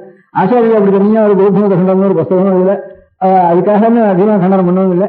ஏன் நடுவில் வந்ததுன்னா வந்த இடத்துல சொற்பம் சொல்லி செய்யற பௌத்த மத கண்டனத்தோட ஒரு 100 மடங்கு அதிகமாக பண்ணிருக்கா இந்த மீமாம்ச மத கண்டனத்தையும் இந்த சாங்கிய மத கண்டனத்தையும் ஆச்சாரியா.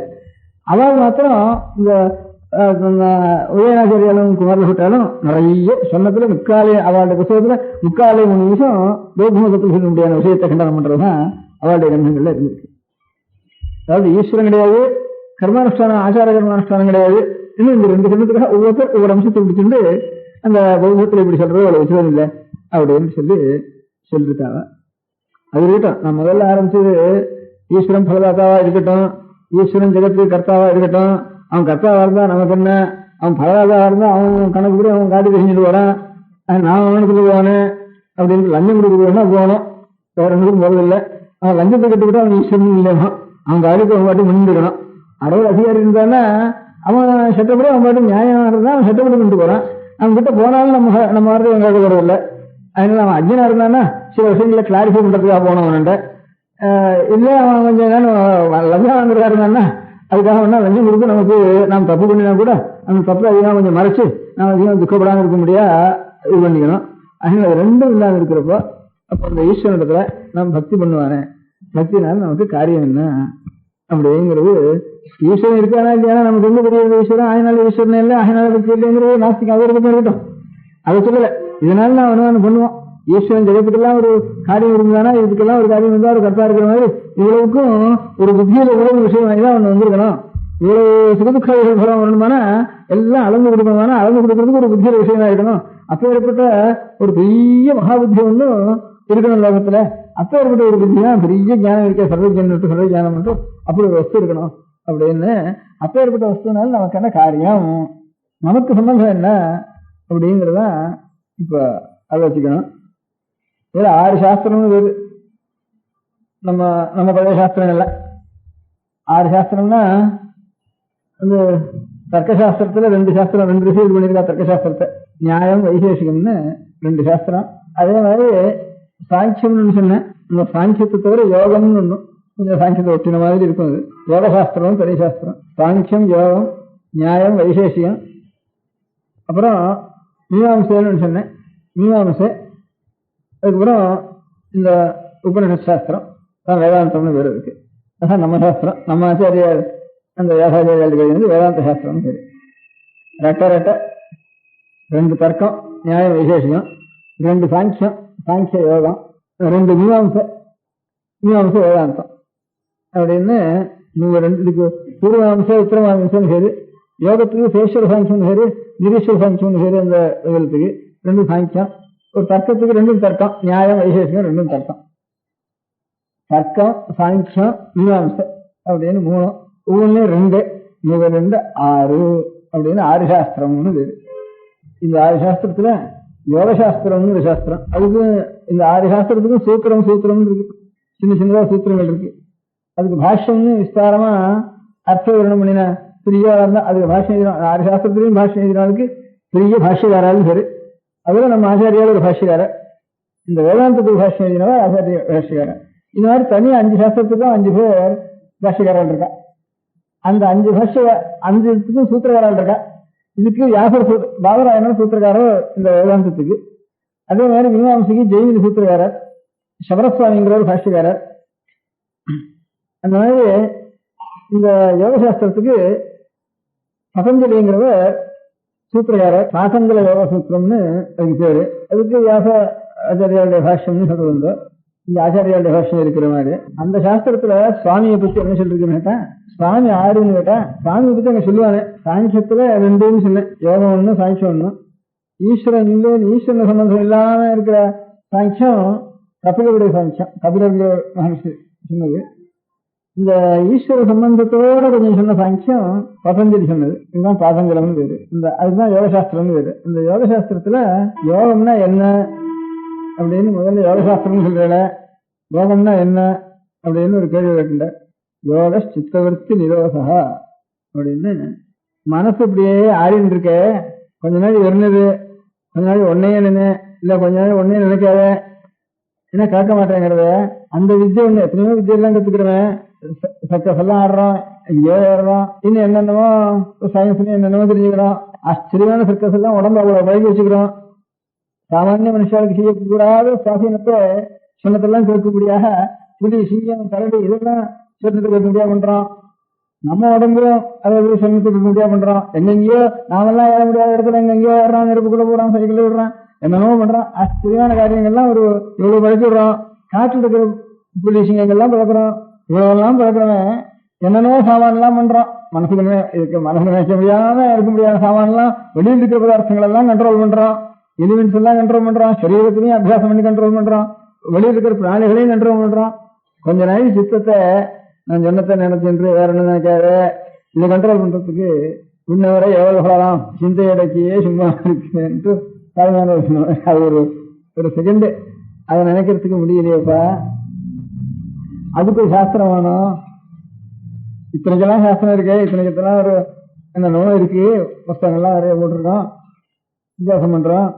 இன்னொரு இது ஒண்ணு பாக்கி இருக்கு, யோக சித்த விருத்தி நிரோத.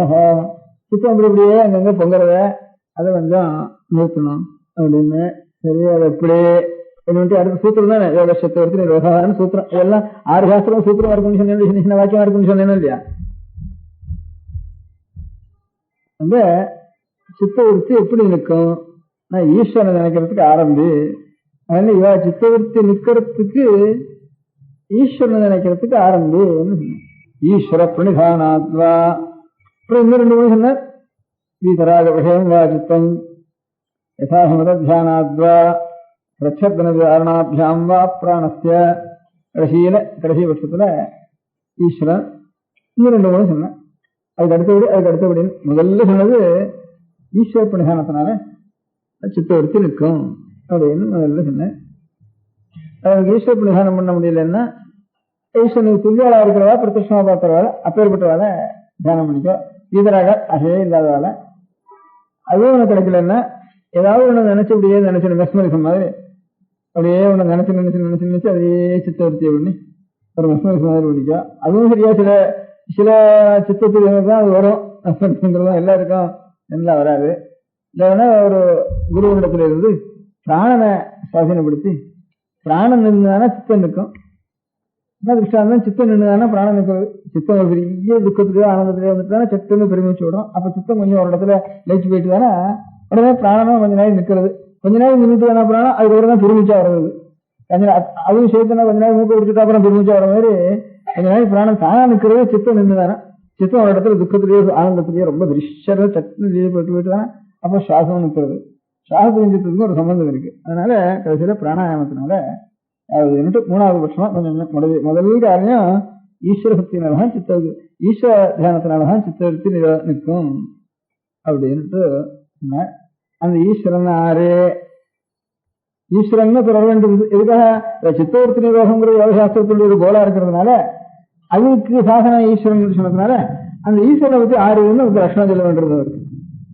அதுக்கு ஒரு சூத்திரம் போட்டா எடுத்தாங்க. இப்ப ஆசைஹி அபராமிருஷ்ட புருஷ விசேஷ ஈஸ்வர. நமக்கு என்னென்னமோ குறைகள்லாம் இருக்கு இல்லையா, கஷ்டம் வருது, துக்கம் வருது, கர்மம் ஒரு பக்கம் பிடிச்சி இருக்கிறது, கர்மா பக்கம் வருது, இன்னும் என்னென்னமோ பாக்கி இருக்கு, குறை இருக்கு, துக்கம் வேற இருக்கு, குறை வேற இருக்கு, ஆசை வேற இருக்கு. இதெல்லாம் ஒண்ணும் இல்லாத வட்டுக்கும் பிறந்தவனுக்கு அறிவு இருக்கணும், நல்ல அறிவு இருக்கணும். இது பட்டா கட்ட மாதிரி இருக்கணும். பிறவிலேயே சில ஒன்னும் மந்தியா ஒன்னும் தெரியாம இருக்கு, நல்லா கிடக்கு, வெறும் கல் இருக்கு, அதுக்கு சைத்தன்யமே இல்லைன்னு சொல்லுவோம். அறிவே இல்லாத கல் இருக்கு, அதுக்கு மோட்சமும் இல்லை பந்தமும் இல்லை இருக்கு. ஆனாலும் சில பேர் பிறவிலேயே ஒன்னும் தெரியாம என்ன சொன்னாலும் கேட்க தெரியாம சொன்னாலும் தெரியல, பார்த்தாலும் தெரியல, எனக்கு வேண்டும்னு தெரியல, ஆபாசம் நல்லது ஒன்றும் தெரியல, அப்படி சில குழந்தைகள் பிறந்துருது. அப்ப அதுவும் மோட்சத்தை அடைஞ்சது மாதிரிதானே ஆகுது. அதுக்கு சித்தவருத்தி இன்னும் அசையிலையே, அது ஒரு மோட்சம்னு தெரிஞ்சுக்கலாமே, அது பிரயோஜனம் இல்லை. அது ஒரு பாபத்தினுடைய பலம் அப்படி வருது. அந்த ஜென்மம் போயிட்டு இன்னும் கொஞ்சம் துக்கம் ஜாஸ்தி வரத்தான் செய்யும் இருக்கு. பின்ன என்னன்னா உலகத்துக்குள்ள எவ்வளவு மகா புத்திமான் இருக்கானோ, திருஷ்யத்தே தத்கிரியா புத்தியா சூக்மயா சூக்ம தரிசிவி இப்படின்னு உபனிஷத்து வாக்கியம் இருக்கு. சுரஸ்ய தாரா நிஷிதா துரத்தியா. அவனுடைய புத்தி எப்படி இருக்கணும்னா, இந்த கத்தி நல்லா சூட்சமா வேலை செய்ய முடியாத கத்தி இருக்கு, அந்த கத்தியினுடைய ஒரு கூறு எவ்வளவு கூறா இருக்கோ அவ்வளவு கூறா இருக்கணும் அவனுடைய புத்தி. அவ்வளவு புத்திமானா இருக்கணும். புத்தி ஜடமா இருந்து எனக்கு காமம் இல்லை, எனக்கு குரோகம் இல்லை, விஷயமே தெரியல அப்படின்றதுதான் அந்த ஜடம் எப்பவும் சாஸ்வதமா இருக்காது. அதனால அந்த பாபம் நிறுத்தியான உடனே திரும்பி துக்கத்துக்கு தான் வந்து விடுவது ஒரு பாபம் பண்ணுவேன். அதனால மகா புத்திமானா இருக்கணும். ஆனா பட்ட கட்ட மாதிரி எந்த துக்கம் வந்தாலும் எந்த கஷ்டம் வந்தாலும் அவனுக்கு துக்கமாவே பண்ணக்கூடாது, கஷ்டமாவே பண்ணக்கூடாது, ஆனந்தமா இருக்கணும், மகா புத்திமானா இருக்கணும்.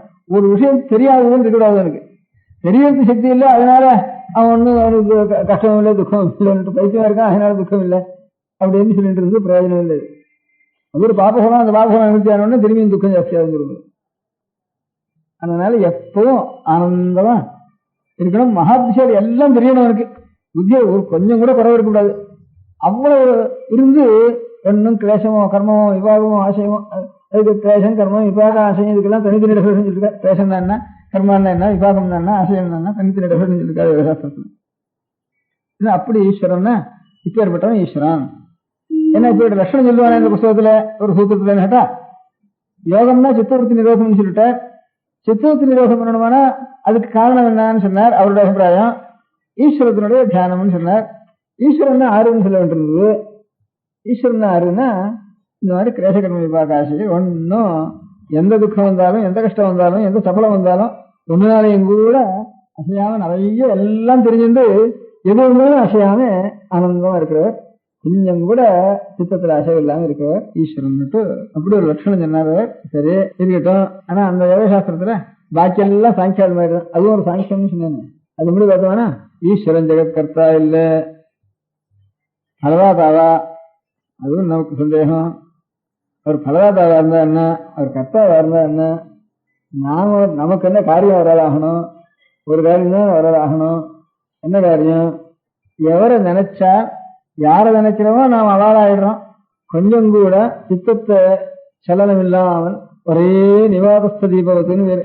நிவாதஸ்தன்னா இந்த விளக்கு ஏற்றி விட்டுட்டோம்னா இந்த ஏற்றின விளக்கு காற்று அடிச்சு அடிச்சு அடிச்சு காற்று அடிக்கிறப்பெல்லாம் காற்று இருந்தாலும் சரி இல்லாம அது பாட்டுக்கும் கொஞ்சம் கொஞ்சமா ஆடிண்டே தான் இருக்கும். அது ரொம்ப உள்ள வச்சு காத்தே இல்லாம கொஞ்சம் கூட அசைவு இல்லாம நாலு கதையும் சாத்திட்டு அந்த இடத்துலயும் கொஞ்சம் ஒரு சூட்சமான ஒரு சலனம் கூட வாயுக்கு இல்லாம இருக்க முடியாத இடத்துல பார்த்தோம்னா ஒரு க்ஷணம் கொஞ்சம் நவி அப்படியே இந்த விளக்கு நிவாகஸ்த தீபவத்துன்னு சொல்றது. வாதம் இல்லாத இடத்துல இருக்கக்கூடியான தீபம் முடியும் அப்படின்னு சொல்றது.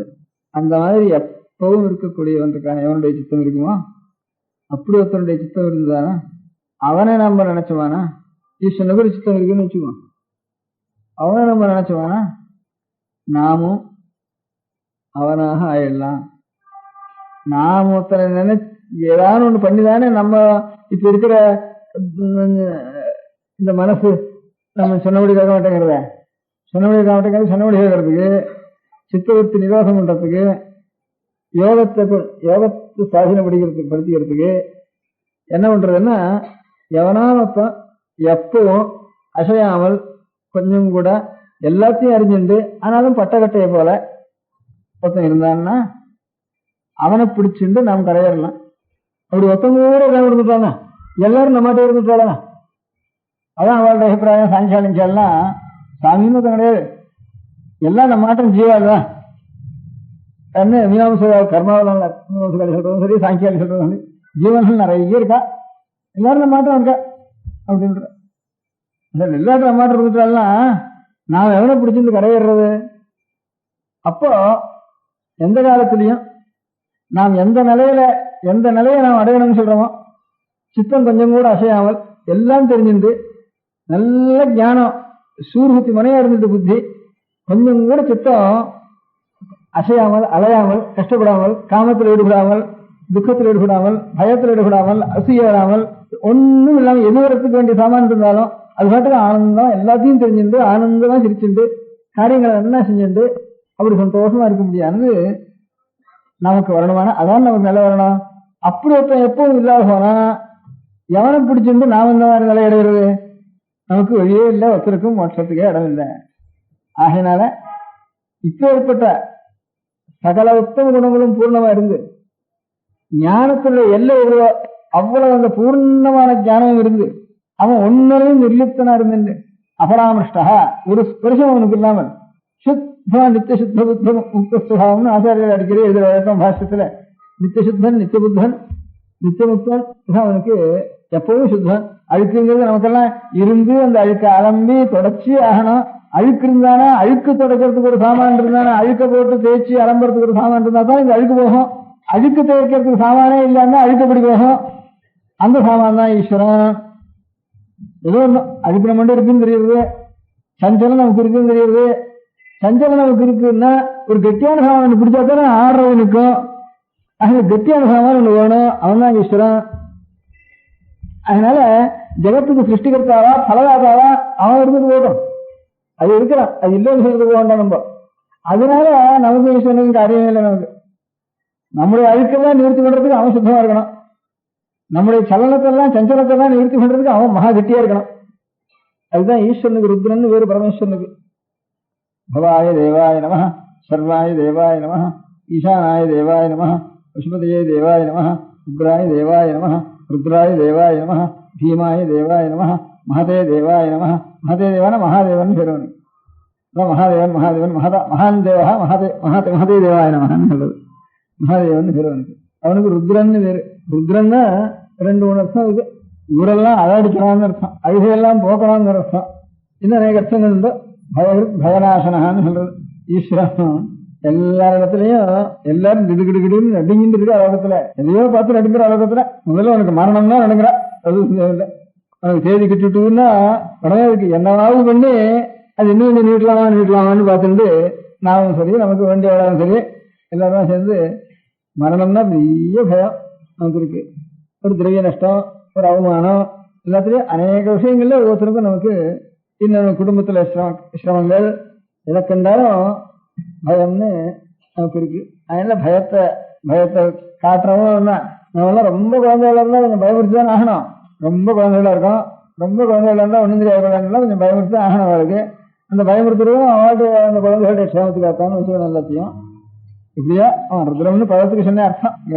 கடைசியில அவனிடத்துல அன்பு வந்துட்டுதானா எல்லாத்துக்கும் எனக்கு நிவர்த்தி ஆயிடுறது.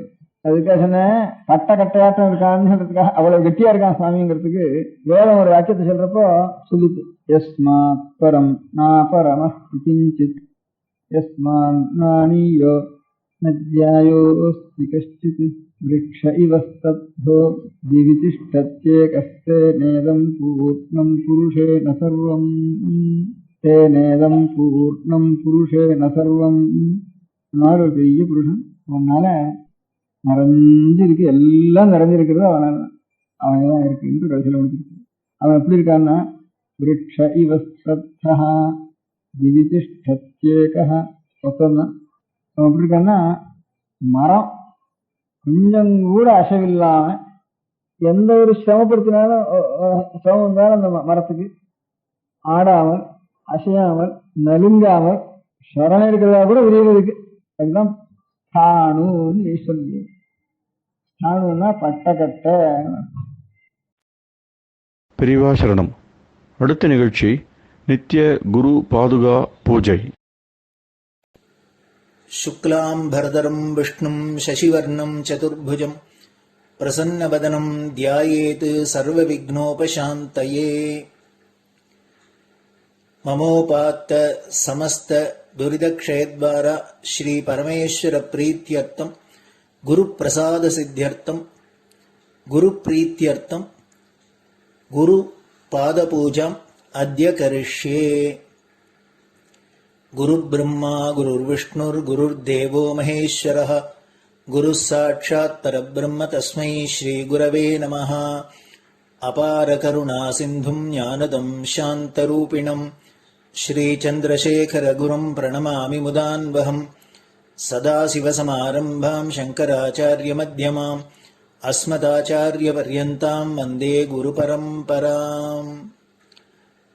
எல்லோரும் குருவை பெரிவாளை தியானம் பண்ணிண்டு அர்ச்சனை பண்ணுவோம். அஷ்டோத்திரம். பெரியவா அஷ்டோத்திரம் பல அஷ்டோத்திரங்கள் இருக்கு. அதுல எளிமையா சுலபமா எது இருக்கோ அதை நான் இப்ப சொல்றேன். எல்லோரும் இதை கேட்டுண்டே திருப்பி சொல்ல முடிஞ்சுபா சொல்லி சொல்லி பெரிவாளுக்கு பாதத்துல ஒவ்வொரு புஷ்பத்தை அர்ச்சனை பண்ணலாம். ஓம் ஸ்ரீ காஞ்சி காமகோட்டி பீடாதீஸ்வராய நமஹ. ஸ்ரீமத் சந்திரசேகரேந்திர சரஸ்வதி குருभ्यो நமஹ. சந்நியாசாஸ்ரமசிகராய நமஹ. காஷாய தண்டதாரிணே நமஹ. சர்வபீடாபஹாரிணே நமஹ. சுவாமிநாத குரவே நமஹ. கருணாசாகராய நமஹ. जगदाकर्षणशक्तिमते नमः। सर्वचराचरहृदयस्थाय नमः। ॐ भक्तपरिपालकश्रेष्ठाय नमः। धर्मपरिपालकाय नमः। श्रीजयेन्द्रसरस्वत्याचार्याय नमः। श्रीविजयेन्द्रसरस्वतीपूजिताय नमः। शिवशक्तिस्वरूपाय नमः। भक्ताभीष्टप्रदायकाय नमः। ब्रह्मण्यपोषकाय नमः। ब्रह्मविष्णुशिवैक्यस्वरूपाय नमः। काञ्चीक्षेत्रवासाय नमः। कैलासशिखरवासाय नमः। स्वधर्मपरिपोषकाय नमः। चातुर्वर्णसंरक्षकाय नमः। लोकरक्षणसङ्कल्पाय नमः। ॐ ब्रह्मनिष्ठापराय नमः। सर्वपापहराय नमः। धर्मरक्षकसन्तुष्टाय नमः। भक्तार्पितधनस्वीकर्त्रे नमः। सर्वोपनिषत्सारज्ञाय नमः। सर्वशास्त्रगम्याय नमः। सर्वलोकपितामहाय नमः। भक्ताभीष्टप्रदायकाय नमः। ब्रह्मण्यपोषकाय नमः। नानाविधपुष्पार्चितपदाय नमः। रुद्राक्षक्रीडधारिणे नमः। भस्मोद्धूलितविग्रहाय नमः। सर्वज्ञाय नमः। सर्वचराचरव्यापकाय नमः। अनेकशिष्यपरिपालकाय नमः। मनश्चाञ्चल्यनिवर्तकाय नमः। अभयहस्ताय नमः। भयापहाय नमः। यज्ञपुरुषाय नमः। यज्ञानुष्ठानरुचिप्रदाय नमः। यज्ञसम्पन्नाय नमः। यज्ञसहायकाय नमः। यज्ञफलदाय नमः। यज्ञप्रियाय नमः। उपमानरहिताय नमः। स्फटिकतुलसीरुद्राक्षहारधारिणे नमः। चातुर्वर्ण्यसमदृष्टये नमः। ऋग्यजुस्साम अथर्वणादिचतुर्वेदसंरक्षकाय नमः। दक्षिणामूर्तिस्वरूपाय नमः। जाग्रत्स्वप्नसुषुप्ति अवस्थातीताय नमः। कोटिसूर्यतुल्यतेजोमे शरीराय नमः। साधुसङ्गसंरक्षकाय नमः। अश्वगजगोपूजानिर्वर्तकाय नमः। गुरुपादुकपूजातुरन्तराय नमः। कनकाभिषिक्ताय नमः। स्वर्णबिल्वदलपूजिताय नमः। सर्वजीवमोक्षदाय नमः। मूकवाक्ताननिपुणाय नमः। नेत्रदीक्षादानाय नमः। द्वादशलिङ्गस्थापकाय नमः। गानरसप्रियाय नमः। ब्रह्मज्ञानोपदेशकाय नमः। सकलकलासिद्धिताय नमः। चातुर्वर्ण्यपूजिताय नमः। अनेकभाषासम्भाषणकोविताय नमः। अष्टसिद्धिप्रदायकाय नमः। ॐ श्रीशारदामठसुस्थिताय नमः। नित्यान्नदानसुप्रीताय नमः। प्रार्थनामात्रसुलभाय नमः। पादयात्राप्रियाय नमः। नानाविधमतपण्डिताय नमः। श्रुतिस्मृतिपुराणज्ञाय नमः। देवयक्षकिन्नरकिंपुरुषपूज्याय नमः। श्रवणानन्दकरकीर्तये नमः। दर्शनानन्दाय नमः। अद्वैतानन्दभरिताय नमः। अव्याचकरुणामूर्तये नमः। शैव वैष्णवादिमान्याय नमः। श्रीशङ्कराचार्याय नमः। दण्डकमण्डलोहस्ताय नमः। वीणामृदङ्गसकलवाद्यनाथस्वरूपाय नमः। रामकथारसिकाय नमः। वेदवेदाङ्ग आगमादिसकलकलासतस्प्रवर्तकाय नमः। हृदयगुहाशयाय नमः। शतरुद्रीयवर्णितस्वरूपाय नमः। केदारेश्वरनाथाय नमः। अविद्यानाशकाय नमः। निष्कामकर्मोपदेशकाय नमः। लघुभक्तिमार्गोपदेशकाय नमः। लिङ्गस्वरूपाय नमः। सालग्रामसूक्ष्मस्वरूपाय नमः कालड्यां शङ्करकीर्तिस्तम्भनिर्माणकर्त्रे नमः जितेन्द्रियाय नमः शरणागतवत्सलाय नमः श्रीशैलशिखरवासाय नमः डमरुकनादविनोदाय नमः वृषभारूढाय नमः दुर्मदनाशकाय नमः आभिचारिकदोषहर्त्रे नमः मिताहाराय नमः मृत्युविमोचकशक्त्याय नमः श्रीचक्रार्चनतत्पराय नमः दासानुग्रहकारकाय नमः अनुराधानक्षत्रजाताय नमः सर्वलोकख्यातशीलाय नमः वेङ्कटेश्वरचरणपद्मषट्पदाय नमः श्री महात्रिपुरसुन्दरी समेत श्री चन्द्रमौलीश्वर पूजाप्रियाय नमः श्रीमच्चन्द्रशेखरेन्द्र सरस्वती सद्गुरु परब्रह्मणे नमः गुरुभ्यो नमः परमगुरुभ्यो नमः परमेष्टिगुरुभ्यो नमः परात्परगुरुभ्यो नमः गुरुपरम्पराभ्यां नमः गुरुपादुकाभ्यां नमो नमः. அடுத்தது ஊதுபத்தி இருந்தா அதை காமிச்சு தூபம், நெய் தீபம் இருந்தா காமிச்சு அதை நெய் தீபம் தீபம் காமிச்சுட்டு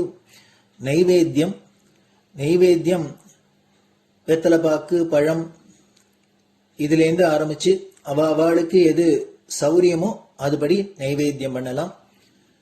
அதுக்கு அடுத்தது கற்பூர ஹாரத்தி பண்ணி எல்லோரும் பிரதட்சிண நமஸ்காரம் பண்ணி பெரியவாள்கிட்ட பிரார்த்தனை பண்ணிண்டு எல்லோரும் க்ஷேமமா இருக்கணும், லோகம் பரம மங்களமா சௌக்கியமா இருக்கணும், எல்லோரும் வியாதி வெக்க இல்லாத ஆயுராரோக்கிய ஐஸ்வர்யத்தோட சாந்தம் அமைதியோட ஞான வைராக்கியத்தோட எல்லோரும் நல்லவர்களாயிருந்து நன்மையை அடையணும்னு பிரார்த்தனை பண்ணி இந்த பூஜையை தினம் செய்யலாம். குரு பிரம்மா குருர் விஷ்ணுர் குருர் தேவோ மகேஸ்வரः குரு சாட்சாத் பரபிரம்ம தஸ்மை ஸ்ரீ குரவே நமः. அபார கருணா சிந்தும் ஞானதம் சாந்தரூபிணம் ஸ்ரீச்சந்திரசேகர குரும் பிரணமாமி முதான்வகம். சதாசிவசமாரம்பாம் சங்கராச்சார்யமத்யமாம் அஸ்மதாச்சார்யபர்யந்தாம் வந்தே குரு பரம்பராம். குரு பாத பூஜை நிறைவடைஞ்சது. பெரியவா சரணம். திருச்சிற்றம்பலம். நிலை பெறுமாறு எண்ணுதியேல் நெஞ்சே நீவா நித்தலும் எம்பிரானுடைய கோயில் புக்கு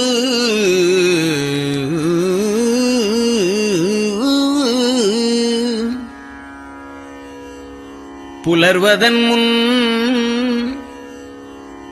அலகிட்டு மெழுக்குமிட்டு பூமாலை புனைந்து ஏத்தி புகழ்ந்து பாடி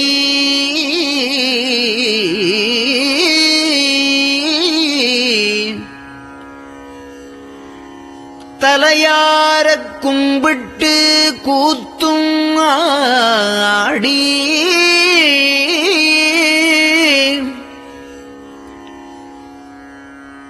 சங்கரா ஜய போற்றி போற்றி என்றும்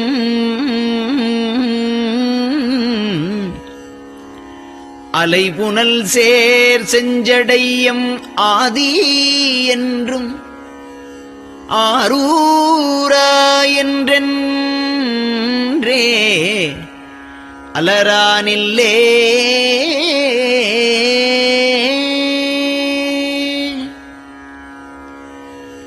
தந்தது உந்தன்னை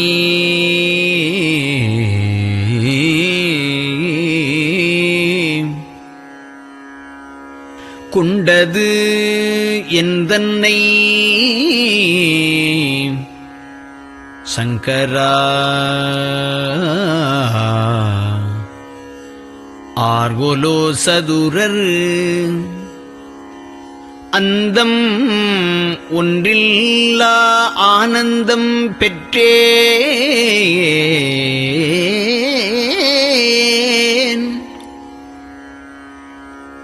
யாது நீ பெற்றது ஒன்று என்பால்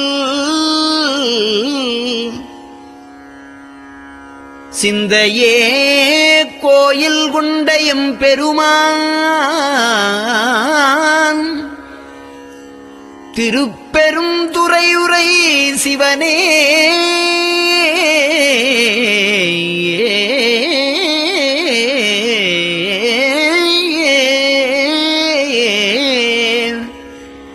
எந்த ஈசா உடல் இடம் கொண்டாய் யான் இதற்கு இலன் ஓர் கைமாறே.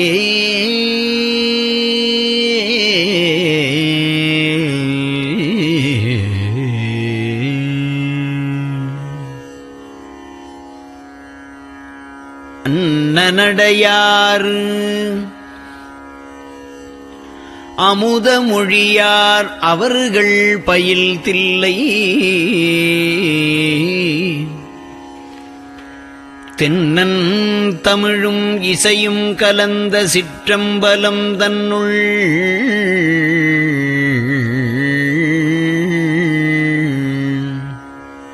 பொன்னும் மணியும் நிறந்த தலத்து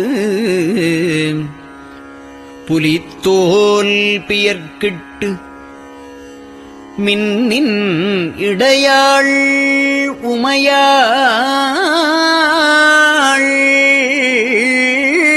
காண விகிதன் ஆடுமே.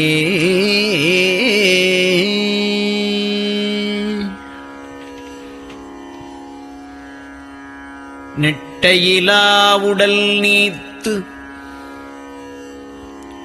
என்னை ஆண்ட நிகரிலா வண்ணங்களும்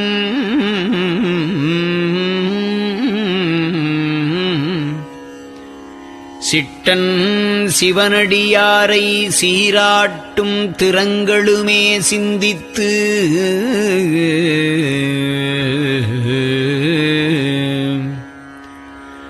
அட்டமூர்த்திக்கு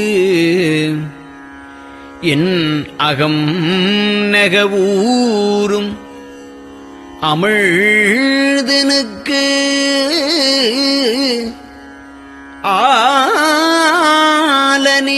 ஆலநீழற்பட்டனுக்கு என்னை தன்பாற்படுத்தானுக்கே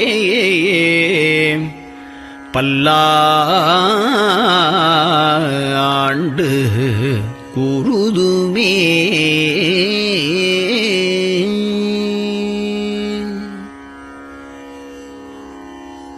நெஞ்சம் ஈசனைக் காண்பதே விரும்பி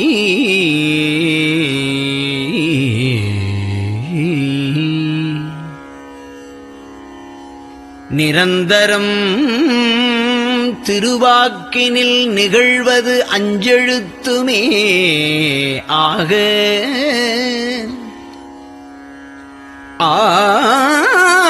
ஆளுடைய அம்மை செம்மலர் கைகுவித்து அருளி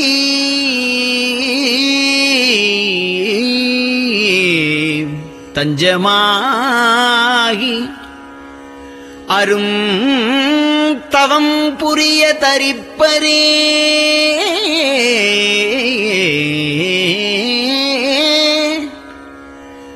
அவள் தனிப்பெரும் கணவர்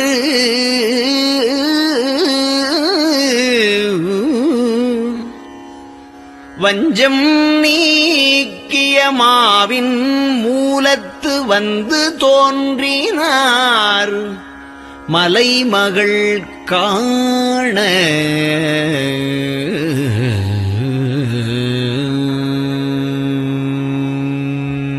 திருச்சிற்றம்பலம்.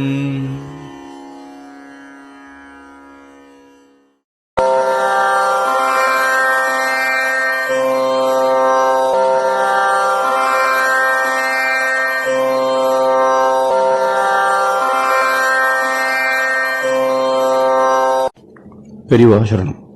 பெரிவா வானொலியின் காலை நிகழ்ச்சிகள் இத்துடன் நிறைவடைகின்றன. எமது அடுத்த ஒளிபரப்பு இன்று மாலை இந்திய நேரப்படி 6 மணிக்கு துவங்கும். பெரிவா சரணம்.